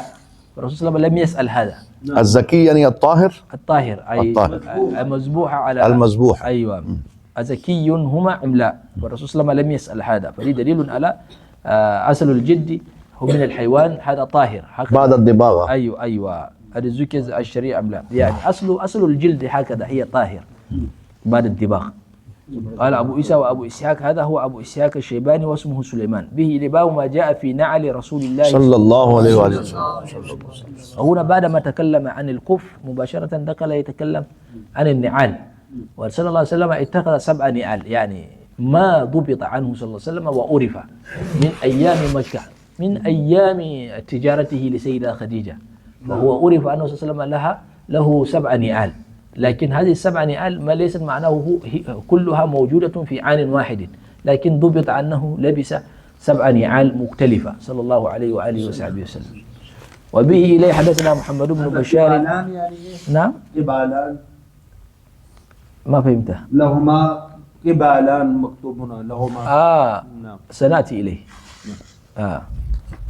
باب ما جاء في نعل الرسول صلى الله عليه وسلم. حدثنا محمد بن بشار قال حدثنا أبو داود الطيالسي قال حدثنا حمام عن قتادة قال قلت لأنس بن مالك كيف كان نعل رسول الله صلى الله عليه وسلم؟ قال لهما قبالان، يعني نعل رسول الله كيف هو؟ قال لهما قبالان. القبالان معناه الزمام، زمام النعل. نعم. هذا نسميه العرب تسميه سيور. ايوه هو السيور. ايوه السيور. हम जिसको तस्मानुमा वो कहते हैं चप्पल टाइप. نعم. أي هو يسمى السيور وهو يسمى بالسير، والسيور هو جمع من السير. نعم. أيوة هو من جلد، فقد يكون ما يأخذ من القدم بمؤخره وهكذا. أيوة. وبه إليه حدثنا أبو خريب محمد بن العلاء حدثنا وكيع عن سفيان عن خالد الحذاء عن عبد الله بن الحارث عن ابن عباس رضي الله عنهما قال كان لنعل رسول الله صلى الله عليه وسلم قبالان مثنى شراكهما، أي سيور النعل. هذا السيور هو مثنى، شراك هو معناه السيور، هذا أي مثنى هو 2، واحد هكذا وواحد هكذا. أيوة صح. أيوة، وهذا معروف في النعال في يومنا هذا حتى الآن في موجودة عندنا. أيوة. وبه إليه حدثنا أحمد بن مني ويعقوب بن إبراهيم حدثنا أبو عمرو الزبيري حدثنا عيسى بن طحمان قال أخرج إلينا أنس بن مالك رضي الله عنه نعلين جرداوين لهما قبالان، أي لهما سيور هكذا 2 مثنى. أما جرداوين أي مجردة من الشعر، إنما هي جلد بحت، ليس على الجلد هذا شعر خارج منها، معروف هذا. نعم معروف. أيوة، يعني الجلد بعد الدباغ لا يوجد فيه شعر. نعم. أيوة. قال فحدثني ثابت بعد عن أنس أنهما كانتا علي النبي صلى الله عليه وسلم. وبه إلى إسحاق بن موسى الأنصاري حدثنا معن حدثنا مالك حدثنا سعيد بن أبي سعيد المقبوري عن أبي بن جريج أنه قال لابن عمر رضي الله عنهما رأيتك تلبس النعال السبتية. النعال السبتية هي النعال من جلد البقر المضبوغ، يسمى السبتية. قال إني رأيت رسول الله صلى الله عليه وسلم يلبس النعال التي ليس فيها شعر ويتوضأ فيها، فأنا أحب أن ألبسها. يتوضأ فيها أي إن كان هي ذلك خف. وبه إلى إسحاق بن منصور حدثنا عبد الرزاق عن معمر عن ابن أبي ذئب عن صالح مولى التوأمة عن أبي هريرة رضي الله عنه قال كان لنعل رسول الله صلى الله عليه وسلم قبالان. وبه إلي أحمد بن منيع حدثنا أبو أحمد حدثنا سفيان وهو الثوري عن السدي، وهو موجود يقول أنا السدي بالخسر عن الدال. قال حدثني من سمع عمرو بن حريث رضي الله عنه يقول رأيت رسول الله صلى الله عليه وسلم يصلي في نعلين مخصوفتين أي مرقعتين، أو تقول يعني مخروزتين. أيوة، طاق بالطاق، يعني سير واحد يدافع عليه سير، فهمنا؟ هذا مثلا سير واحد، نعم، ثم يؤتى بواحد ثاني هكذا، ونربطه ليكون أيوة ليكون واحدا. فهمتم؟ أيوة، نعم. يسمى الطاق بالطاق أي يطبق عليه. نعم نعم. فهمنا؟ نعم. أيوة. وبه إليه إسحاق بن موسى الأنصاري حدثنا معن به إليه حدثنا مالك عن أبي زناد عن الأعرج عن أبي هريرة رضي الله عنه أن رسول الله صلى الله عليه وسلم قال لا يمشي أحدكم في نعل واحدة لينعلهما جميعا أو ليحفهما جميعا. سبحان الله. وبه إليه قتيبة عن مالك بن أنس عن أبي الزناد نحو، لأنه إذا كان هناك نعل واحد فلا يوجد توازن في المشي. أيوة، وهكذا. أيوة، فهو يكون يعني غير مناسب، فيه إخلال في المنظر. نعم. لأن حتى مشية الشيطان. أيوة، مثلا حتى لو كان تلبس النعالين، لكن النعال الذي هنا، النعال الذي في الشمال لبسته في اليمين، وهذا الرسول صلى الله عليه وسلم منعه. أيوة، هذا فيه توازن في المشي طبعا، لكن فيه إخلال في النظر. خلاص، ممكن تكون تلبس نعال هنا في يمين في اليمنى أحمر وفي اليسرى أسود، هذا كذلك لا هذا الرسول صلى الله عليه وسلم منعنا من هذه لقبه المنظري. وقيس على ذلك في أن تلبس النعال هو أكبر من حجمك وكل ذلك ما يخل بالمنظر، فالرسول صلى الله عليه وسلم منع من ذلك صلى الله عليه يا رسول الله. وبه إلى إسحاق بن موسى حدثنا معن مالك أبي الزبير جابر رضي الله عنه أن النبي صلى الله عليه وسلم نهى أن يأكل يعني الرجل بشماله أو أن يمشي في نعل واحدة. وبه إليه قال قتيبة عن مالك قال وحدثنا إسحاق بن موسى قال حدثنا معن حدثنا مالك عن أبي الزناد عن الأعرج عن أبي هريرة رضي الله عنه أن النبي صلى الله عليه وسلم قال إذا انتعل أحدكم فليبدأ باليمين، أي إذا أراد أن يقلع نعاله فليبدأ باليمين أن إذا أراد أن يلبس، وإذا نزع فليبدأ بالشمال، وإذا أراد أن يخلع فليبدأ بالشمال. فلتكن اليمنى أولهما تنعل وآخرهما تنزع. سبحان الله.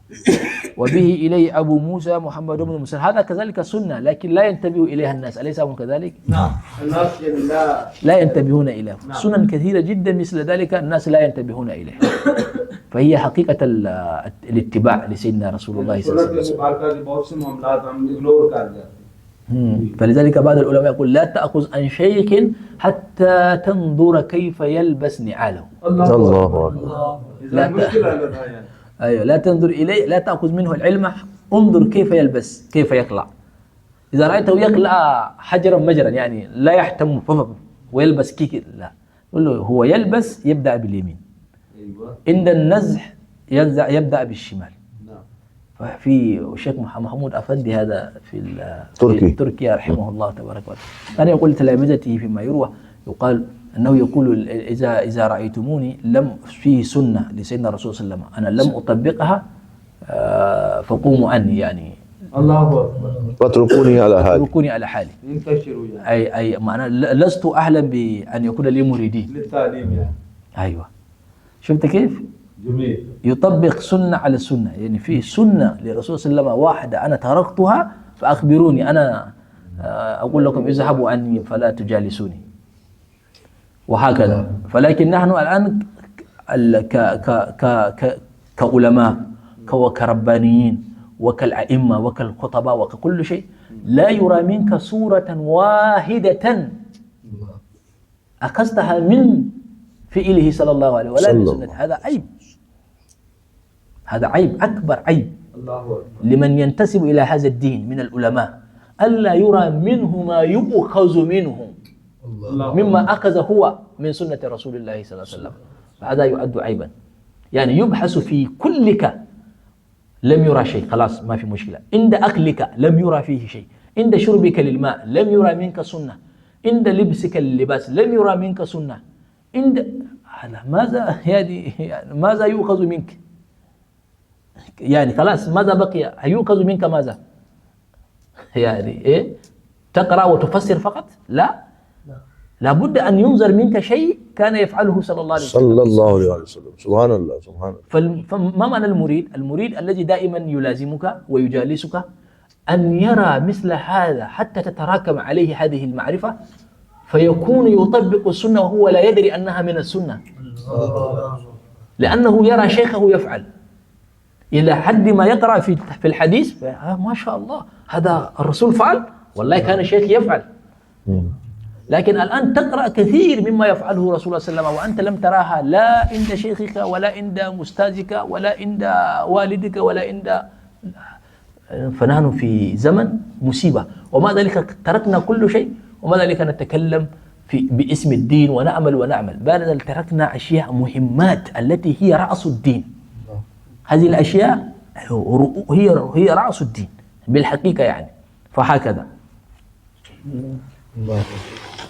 وبه إليه حدثنا أبو موسى محمد بن مسنى حدثنا محمد بن جابر حدثنا قال شعبة قال حدثنا عشعة وهو ابن أبي شعثاء عن أبي أم مسروق عن عائشة رضي الله عنها قالت كان رسول الله صلى الله عليه وسلم يحب التيمن ما استطاع في ترجله، يعني رسول الله دائما يحب أن يبدأ في كل شيء باليمين ما استطاع، أي إذا لم يكن هنالك مانع في ترجله، أي حتى رسول الله إذا أراد الترجل أن يسرح شعره يبدأ باليمين، أي يأخذ المشط ويأخذه باليمين ويبدأ من ناحية اليمين.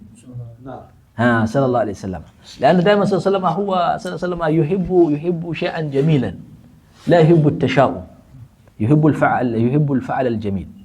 وتنعله كذلك في التنعل عند لبسه للتنعل صلى الله عليه وسلم، وطهوره كذلك في كل طهوره، في الوضوء، في غسله صلى الله عليه وسلم، في طهارته يبدأ باليمين صلى الله عليه وآله وصحبه وسلم. وبه إليه قال حدثنا محمد بن مرزوق أبو عبد الله حدثنا عبد الرحمن بن قيس هو أبو معاوية حدثنا هشام عن محمد عن أبي هريرة رضي الله عنه قال كان لنعل رسول الله صلى الله عليه وسلم قبالان. يعني الشراك الذي ذكرناها وأبي بكر وعمر رضي الله عنهما، وكذلك سيدنا أبو بكر هو عمل النعال مثل على غرار نعال رسول الله صلى الله عليه وسلم، وكذلك سيدنا عمر. شفت هذا كيف هذا من مثل هذا يكون الاتباع.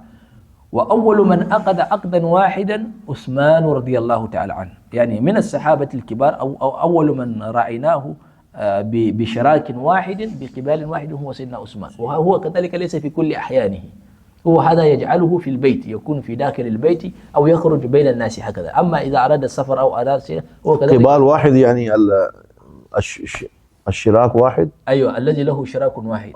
أيوة هذا الذي يعني حبل واحد فقط. لا أيوة من الناحيتين. أيوة من الناحيتين، لكن هو يمسك الرجل. فلذلك كانوا إذا أرادوا أن يصفوا لك نعال رسول الله صلى الله عليه وسلم يقولوا نعال رسول الله لها 3 صورة: مخصرة، مؤقبة، ملسنة. هذا هو هذا هو صورة نعال رسول الله صلى الله عليه وسلم، مخصرة مؤقبة ملسنة.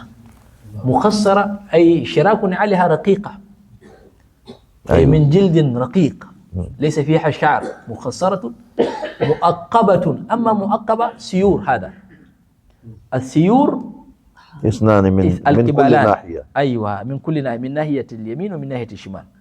فهي إلى مؤخرة القدم، فهي تمسك أيوة أعقاب، تمسك الأعقاب. أيوة. فهي تسمى مخصرة مؤقبة ملسنة. أما ملسنة أي مقدمها تجدها كاللسان. فهمتوا؟ الصورة موجودة دائما ترون. أيوة، هو موجودة صورة النعال صلى الله عليه وسلم. نعم. يعني في أمامها تجدها كأن هنالك شيء كاللسان من طوله، أليس أمر كذلك؟ فهي هذا. فهي ما كانت مفتوحتين من خلف، بل كانت مؤقبتين من خلف، يعني من هنا. ما كانت مفتوحتين. لا، في مفتوحة وفي غير مفتوحة. في غير مفتوحة. أيوة، في. لكن كلهم تجدهم يأخذون هذه الثلاث الصفات: مخصرة مؤقبة ملسنة. صلى الله عليك يا رسول الله.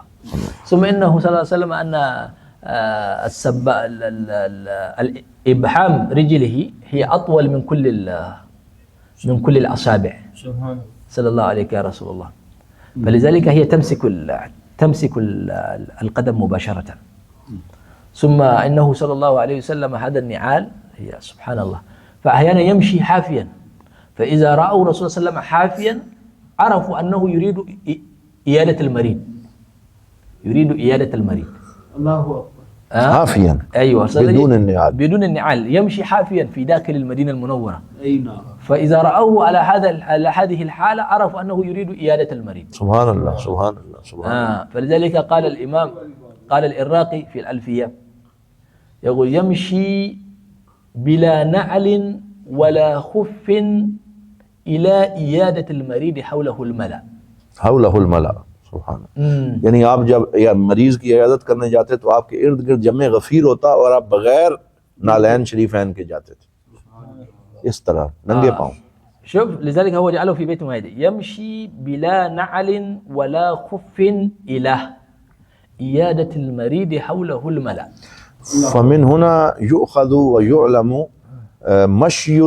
مشي الرجل بدون النعال أيضا يجوز، يعني أيوة يجوز عند الضرورة.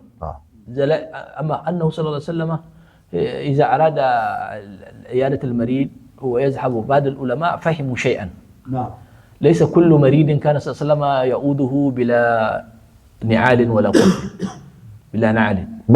بعض المرضى فهم عرفوا قالوا إذا عاد الرسول صلى الله عليه وسلم مريضا بلا نعل ولا خف، معناه أن هذا المريض يعني قل ما يقوم من مرضه، سينتقل إلى رفيق الأعلى.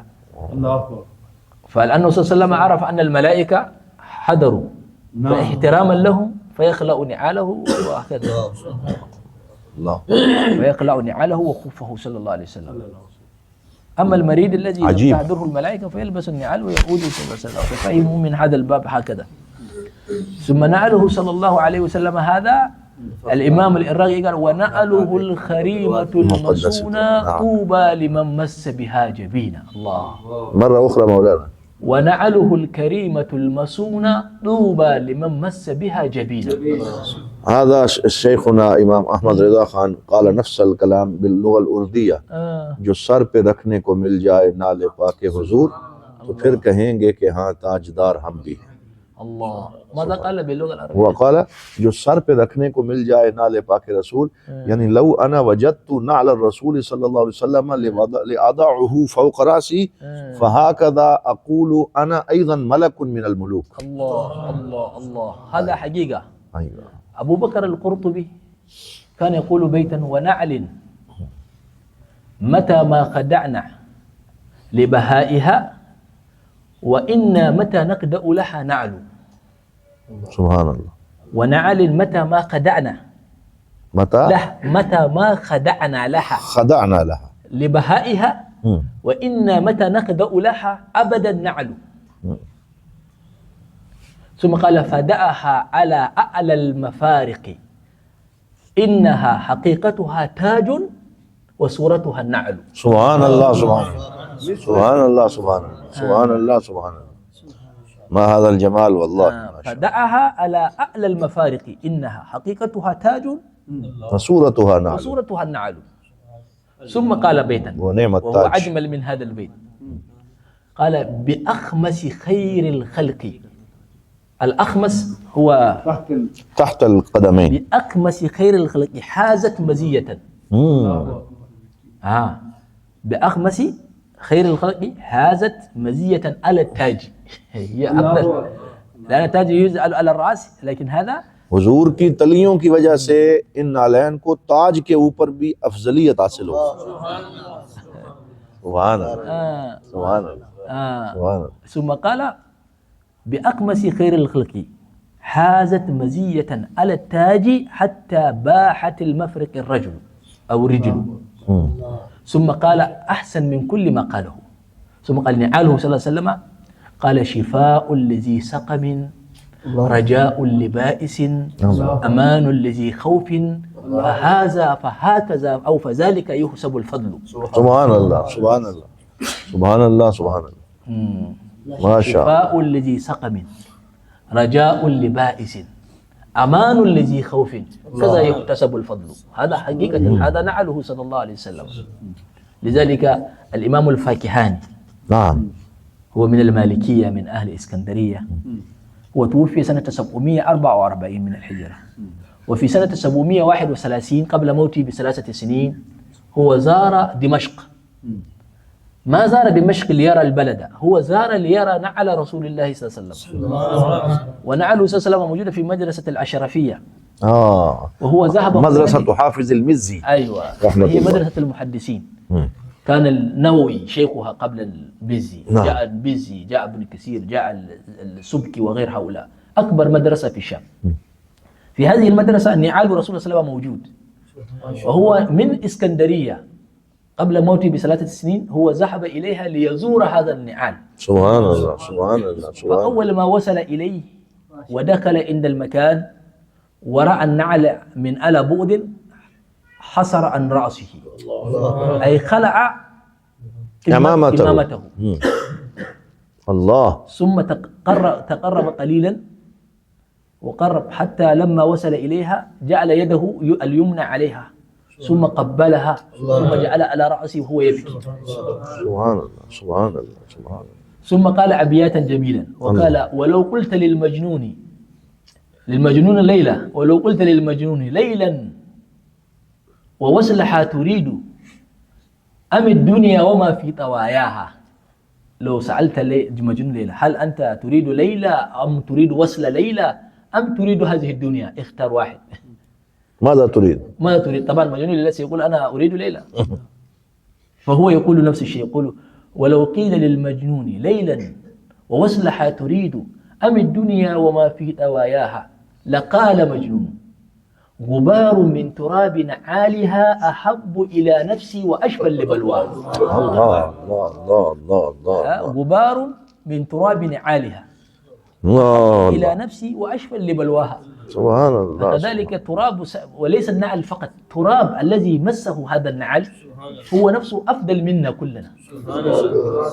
أيوة لذلك الشاعر قال لما مدح المدينة قال لا كالمدينة منزلا وكفالها شرفا خلول محمد إياها طابت بخير أشرف من وطأ الثرى وأفضلهم نسبا فكيف تراها. هذه هي المدينة. لذلك كان الشيخ إبراهيم ياس كان يقول وليتي أكون اليوم تربة عليه.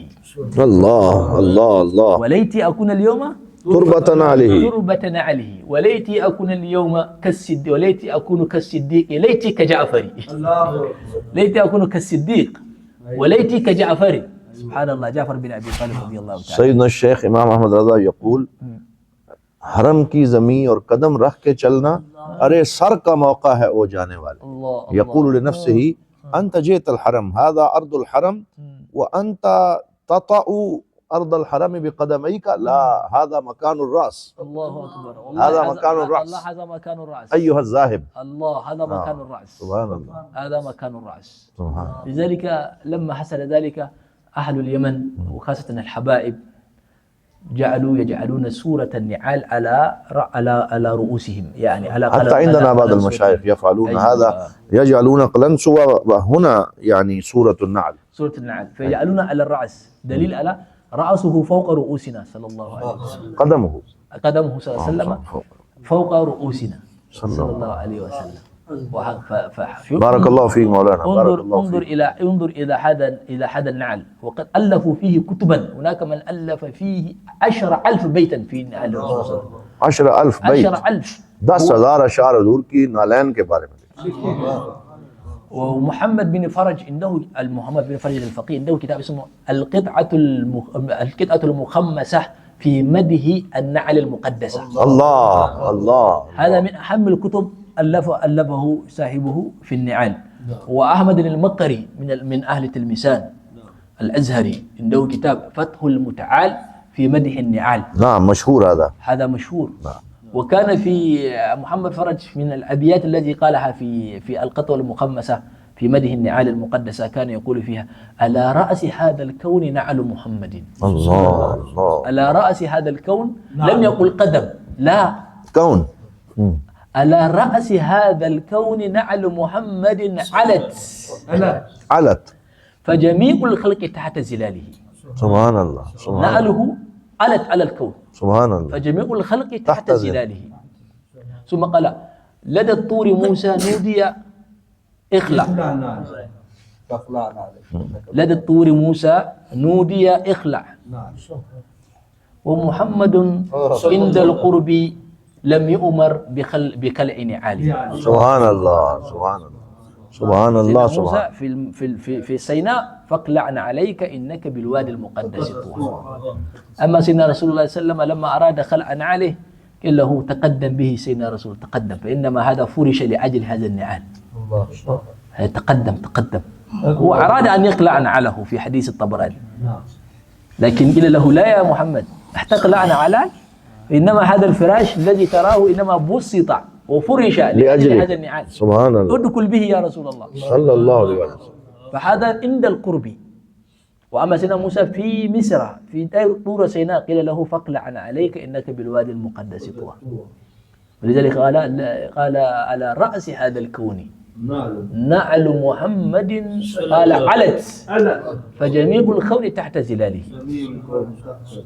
لدى الطور موسى نودي اقلع، ومحمد عند القرب لم يؤمر بخلع نعاله صلى الله عليه واله وصحبه وسلم. هذا النعال كان العلماء تفننوا ومدحوا هذا النعال المشرف المقدس الذي لبسه سيد الخلق صلى الله عليه واله وصحبه وسلم. باب ما جاء في ذكر خاتم رسول الله صلى الله عليه وسلم. وبه اليه قال: حدثنا قتيبة بن سعيد وغير واحد عن عبد الله بن وهب بن يونس بن شهاب عن انس بن مالك رضي الله عنه قال: كان خاتم النبي صلى الله عليه وسلم من ورق، والورق هنا يعني الفضة، وكان فصه حبشيا، والفص معناه يعني كأنه حجر، أو هذا الذي يظهر عند هنا، هذا يسمى الفس. أيوة، حبشيا يعني أي من حجر، جيء من الحبش. أيوة، من حبش، من الحجر. الحجر منسوب إلى الحبش. هذا ويقال حنج، وسيمر بنا إن شاء الله. ثم قال: حدثنا قتيبة حدثنا أبو أوان عن أبي بشر النافع بن عمر رضي الله عنه النبي صلى الله عليه وسلم اتخذ خاتما من فضة فكان يختم به ولا يلبسه. وهذا خاتم ليس ما يلبسه، إنما ما يختم به صلى الله عليه وسلم إذا كتب الرسالة. से मोर लगाया करते थे अंगूठी मुबारक से. قال أبو عيسى أبو بشر اسمه جعفر بن أبي وحشي. به إلى محمود بن غيلان قال: حدثنا حفص بن عمر بن عبيد وهو الطنافسي. حدثنا زحير أبو خيثمة عن حميد عن أنس بن مالك رضي الله عنه قال: كان خاتم رسول الله صلى الله عليه وسلم من فضة فصه منه، أي فصه من الفضة. ये एक रिवायत है कि उसका जो नगीना था वो भी चांदी का ही था। पहले रिवायत गुजरी है कि वो पत्थर का था, तो अब ये है कि वो भी चांदी ही थी ऊपर जो। وبه إليه إسحاق بن منصور حدثنا معاذ بن هشام حدثني أبي عن قتادة عن أنس بن مالك رضي الله عنه قال لما أراد رسول الله صلى الله عليه وسلم أن يكتب إلى العجم أي إلى ملوك العجم ليدعوهم إلى الإسلام قيل له إن العجم لا يقبلون إلا كتابا عليه خاتم أي إلا مختوما أي كتم بالخاتم فاصطنع خاتما أي أمر رسول الله صلى الله عليه وسلم من يصنع له خاتما أن يصنع له فكأني أنظر إلى بياده في كفه أي كان أحيانا يلبسه وأحيانا يجعله ويختم به. وبه إليه محمد بن يحيى حدثنا محمد بن عبد الله الأنصاري وحدثني أبي عن ثمامة عن أنس بن مالك رضي الله عنه قال كان نقش خاتم رسول الله صلى الله عليه وسلم محمد سطر ورسول سطر والله سطر أي محمد رسول الله. هذا محمد موجود فوق ثم رسول سطر وهكذا ثلاثة محمد رسول الله وهكذا. وبه إليه نصر بن علي الجحدمي ولا يجوز لأحد منا في يومنا هذا أن يلبس مثل ذلك لدخول الحمام أو غيره. ये बड़ा अहम है। आजकल बाज़ लोगों ने वो नक्श बेचने शुरू कर दिए हैं बिल्कुल जो हुजूर की स्टाइल में थे ना मोहम्मद रसूल अल्लाह, तो वो फरमा रहे हैं कि इस तरह पहनना आज जायज़ हमारे लिए नहीं है क्योंकि वाशरूम में जाना होता है, दीगर मामलात होते हैं, अदब भी नहीं रहता, वैसे भी वो हुजूर सल्लल्लाहु अलैहि वसल्लम के शाया निशान। फहादा यानी अलआन عندنا في السوق موجود مثل هذه الخواتم لا يجوز هذا لا يجوز اتخاذه اللهم إلا تتخذه وأنت في الطهارة التامة ثم إنك لو لبسته فتلتزم الأدب. أنا أحيانا أنت حتى على غير الطهارة وأنت لابس في يدك محمد رسول الله ويدك هذا يتناول المنكرات أو شيء من ذلك لا يجوز أو يلبس أو يمس النجاسة أو تدخل محل فيه نجاسة وهكذا كل هذا لا يليق بمسلم. فأيوة فإنسان يراعي الأدب في مثل هذا. وبه إليه قال نصر بن علي الجحدمي حدثنا أبو عمرو قال نصر بن علي الجحدمي أبو عمرو حدثنا نوح بن قيس عن خالد بن قيس عن قتادة عن أنس بن مالك رضي الله عنه أن النبي صلى الله عليه وسلم كتب إلى كسرى وقيصر والنجاشي صلى الله رسل لهم رسائل وقيل له إنهم لا يقبلون كتابا إلا بخاتم فصاغ رسول الله صلى الله عليه وسلم خاتما حلقته فدة ونقش فيه محمد رسول الله صلى الله عليه وسلم. وبه إليه إسحاق بن منصور حدثنا سعيد بن عامر والحجاج بن منحال عن حمام عن ابن جريج عن الزهري عن أنس بن مالك أن النبي صلى الله عليه وسلم كان إذا دخل الخلاء نزع خاتمه صلى الله عليه وسلم. انظر كيف يفعل صلى الله عليه وسلم هو بنفسه نزع خاتمه. وبه إليه إسحاق بن منصور حدثنا عبد الله بن نمير حدثنا عبد الله بن عمر عن نافع عن ابن عمر رضي الله عنهما قال اتخذ رسول الله خاتما من ورق أي من فدة فكان في يده ثم كان في يد أبي بكر وعمر رضي الله عنهما ثم كان في يد عثمان رضي الله عنه حتى وقع في بئر عريس. يعني بئر عريس يعني بئر معروفة بالمدينة. هذا عند مسجد قباء. عند مسجد قباء. الآن هم جعلوا له في مكان جزار. أيوة. أيوة. وقد وقع في هذا البئر فالبئر هذا تسمى بئر عريس. سلام على درسي وبئر عريسي. سيد إبراهيم ياس كان يسلم على هذا البئر. قال مدينة خير الخلق طيبة أعزم بلاد جميع العالمين وبلاد جميع العالمين وأفخم. ثم قال وآبارها فيها والعلم فيها مقسم وذكر لك أن في المدينة جبال وفي المدينة كذا ثم قال لك وآبارها حتى الآبار التي في المدينة على المسلم أن يعرفها. نعم. ومن ضمن الآبار التي كانت آبار وين؟ أيوة تعلق بسنة رسول الله بئر عريسي. نعم. ثم بئر غرسي. نعم. بئر غرسي هي موجودة في الحي يسمى حي العوالي. نعم. ففيها سيدة مارية القبطية هي تسكن هذا المكان. وهذا حتى بعض الناس يسمونها بئر ماريا لأن الرسول هو قريب من حديقة سلمان. قريب أيوة قريب. من نفس الحي. أيوة. وكان الرسول صلى الله عليه وسلم لا يشرب إلا من ماء هذا البئر. نعم. حتى أوصى قال لسيدنا علي يا علي إذا أنا مت فاغسلوني بماء بئر غرسي. نعم. فلما توفي إنما غسل بهذا الماء قال إنه بحر من الجنة. والآن يبيعون هذا الماء أغلى من زمزم. لكن الغرسي الآن فتحوه يعني فتحوه عاديا الآن. فتحوه. ليس يفتحون في مواعيد معينة. لا الآن مفتوح. الآن حتى عملوا حنفية خارج كل واحد يمشي يأخذ ويمشي ويشرب من أحسن الماء الجميل. في البداية كان الماء يعني أكر يعني ليست جيد. جاء رسول الله صلى الله عليه وسلم فدعا فتفعل فيه. تفعل فيه. نعم. معافى على وصف الفقاعة. فصار بهذا العزب الذي نراه في يومنا هذا. نعم. وبالشفاء نعم. فبئر غرس هذا من أهم المكان. سيدة ماريا هي التي تأتي بالماء إلى رسول الله صلى الله عليه وسلم بهذا. فرسول كان يزور المكان دائما إذا أراد أن يذهب إلى سيدة ماريا، وهي كمان تأتي به وتأتي بالماء من هذا المكان شوية كده بعيد، ليس يعني قريب من المسجد أو هكذا. أما بئر العريسي هي التي كان عند قباء، سقط فيه هذا في مسجد في بئر عريس. وهذا قال بعض العلماء من هنا بدأ مشاكل في خلافة سيدنا عثمان لذهاب هذه الخاتم. نقشه محمد رسول الله صلى الله عليه وسلم.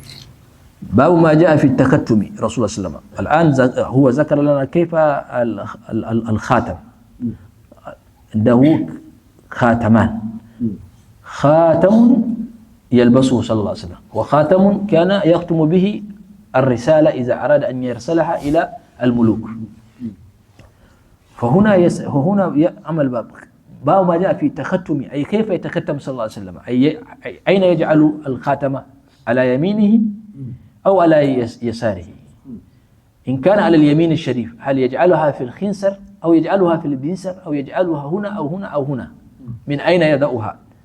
وبه إليه محمد بن سهل بن عسكر البغدادي وعبد الله بن عبد الرحمن قال أخبرنا يحيى بن حسان حدثنا سليمان بن بلال شريك بن عبد الله بن أبي نمر إبراهيم بن عبد الله بن حميد عن أبي عن علي بن أبي طالب رضي الله عنه أن النبي صلى الله عليه وسلم كان يلبس خاتمه في يمينه. في يمينه تجد الروايات كثيرة. وبه إليه محمد بن يحيى يعزه هذا حدثنا أحمد بن صالح حدثنا عبد الله بن وهب سليمان بن بلال شريك بن عبد الله بن أبي نمر نحوه. به إليه أحمد بن منيء أخبرنا يزيد بن هارون عن حماد بن سلمة قال رأيت ابن أبي رافع يتختم في يمينه فسألته عن ذلك، وقال رأيت عبد الله بن جعفر يتختم في يمينه. هذا عبد الله بن جعفر روايته هي أقرب، يعني عبد الله بن جعفر تختمه في اليمين.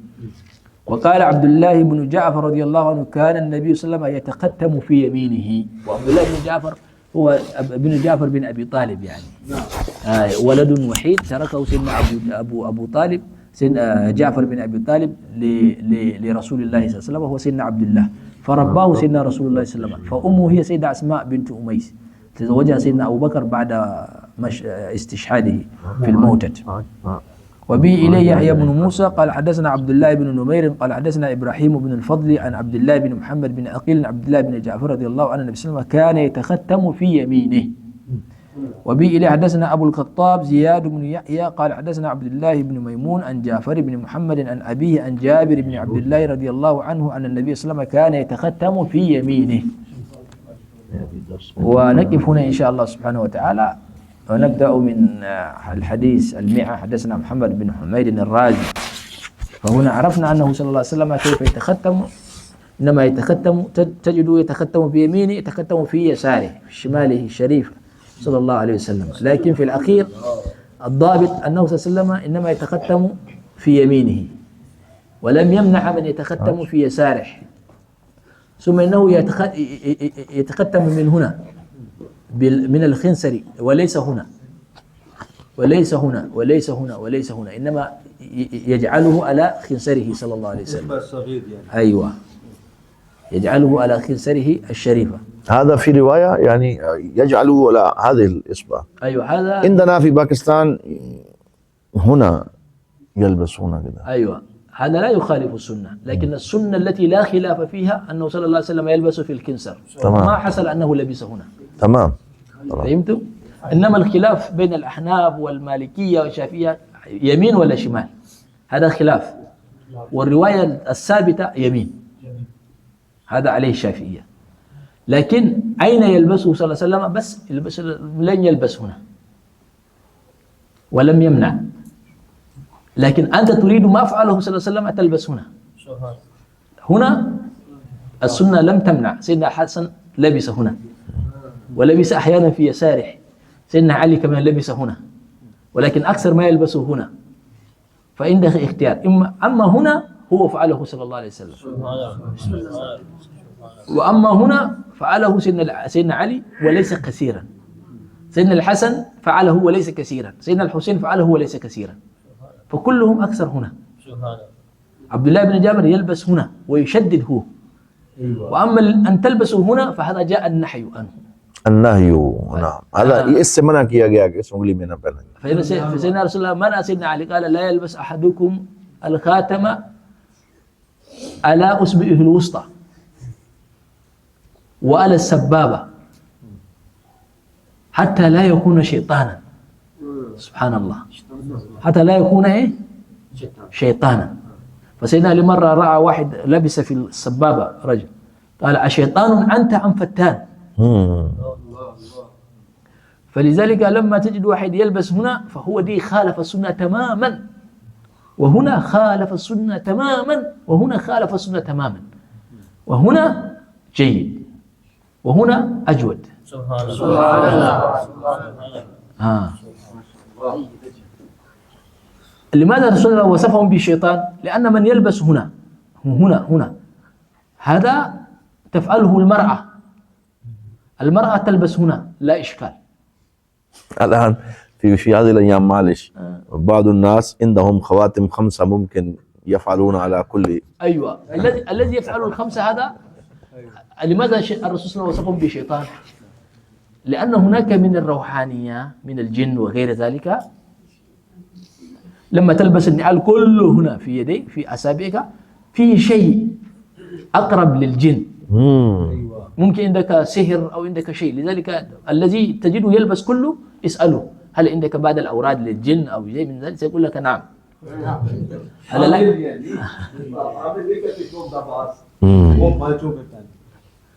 لأن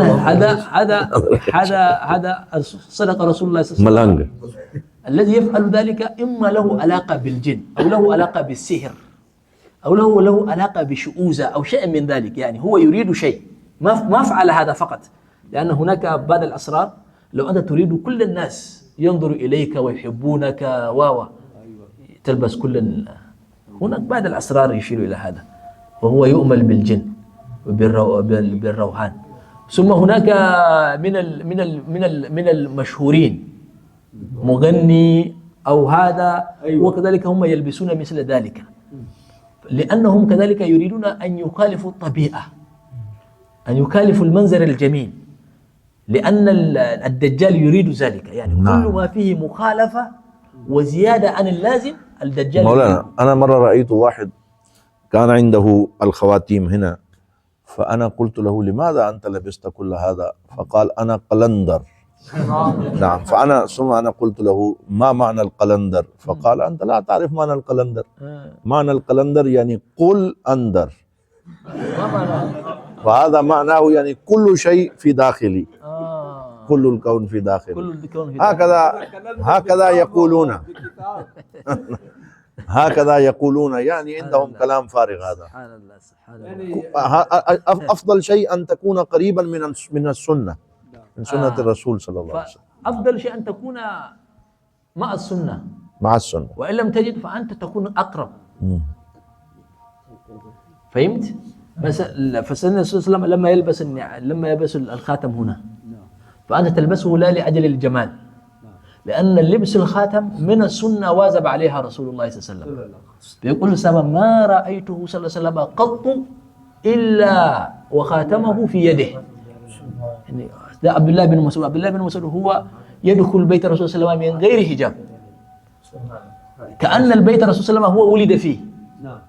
يعني من الصحابة الذي يدخل بيت الرسول من غير أين تذهب أين لا، عبد الله بن مسعود له دمغة، لا يعني له إيه، له إذن تصريح من الرسول صلى الله عليه وسلم للدخول بيت الرسول هو وأمه، ويفعل ما يشاء في بيت عبد الله بن مسعود. الله أكبر رضي الله تعالى عنه.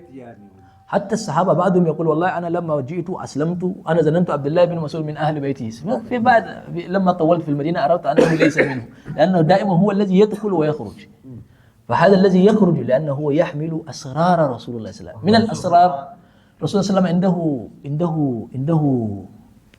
عنده عيبة، العيبة هي الحقيبة الصغيرة. نعم. عيبة رسول الله كان معه يعني. هو الذي يحملها. ما معنى العيبة بلغتكم؟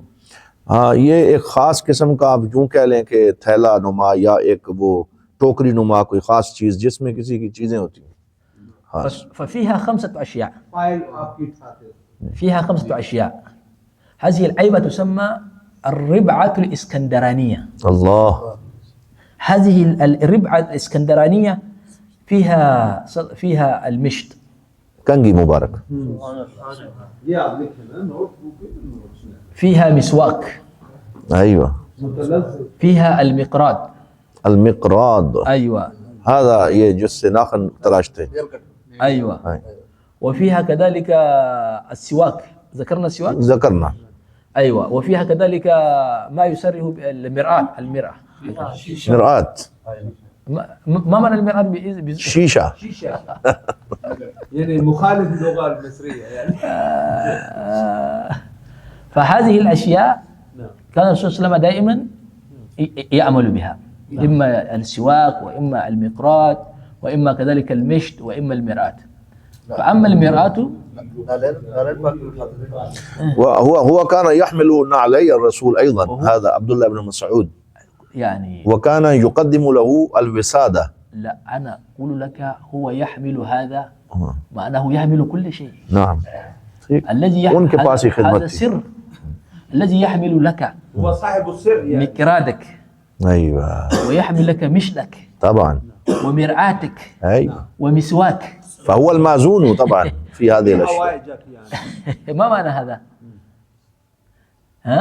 هذا النعال بعيد. نعم. هذا ما الرسول صلى الله عليه وسلم يتعامل بالمسواك دائما. نعم. ويتعامل بالمرآة. نعم. فحتى لباسه القميص هذا عبد الله بن مسعود هو الذي يغسل ويرتبها، ويغسلها بصابون اسمها الوشنان. وشنان. ايوه. نعم. وهذا هو اي امر يتعلق هكذا. صلى الله عليه وسلم. كرامة يعني من سبيل الكرامة. ايوه هذا كرامة لابن مسعود. سيدنا عبد الله بن مسعود عبد الله بن مسعود رأى رسول الله في هذه المرآة. أيوة. عبد الله بن عباس. عبد الله بن عباس هو كان المرآة المدلح هذا موجودة عند السيدة أم ميمونة. سيدة ميمونة. فسيدة ميمونة خالته طبعا. فبعد وفاة الرسول صلى الله عليه وسلم ابن عباس رآه في المنام الله. ثم ذهب وأخبرها هل متى والله رأيت الرسول صلى الله عليه وسلم في المنام. ثم قال له والله رأيته في المنام. قال رأيته في المنام. ثم جاء له بالمدلة هذا. قال فلما أخذته رأيته فيه. الله. فهذا يؤكد لك من رآني في المنام فسيراني يقظة. فإن شيئا لا يتمثلني أو لا يتمثل بي. فهذا الكلام ذكره ابن حجر حتى في فتح الباري. ما شاء الله ما شاء الله. من رآني في المنام فسيراني في المنام فسيرى الحق. من رآني فقد رأى الحق. هذا أيضا في رواية. هذا رواية يعني هو يقول يقظة فسيراني يقظة. من رآني في المنام فسيراني يقظة. فسيرى الحق. لا كل هذا رواية جاءت. من رآني في المنام فسيراني يقظة فإن شيئا لا يتمثل بي. من رآني فقد رأى الحق. أيوة فقد رأى الحق. لكن من هذا فيه تاويلات كثير ممكن لو نعم. من رآني فقد رأى الحق. نعم هو الرسول صلى الله عليه وسلم حقا رآني.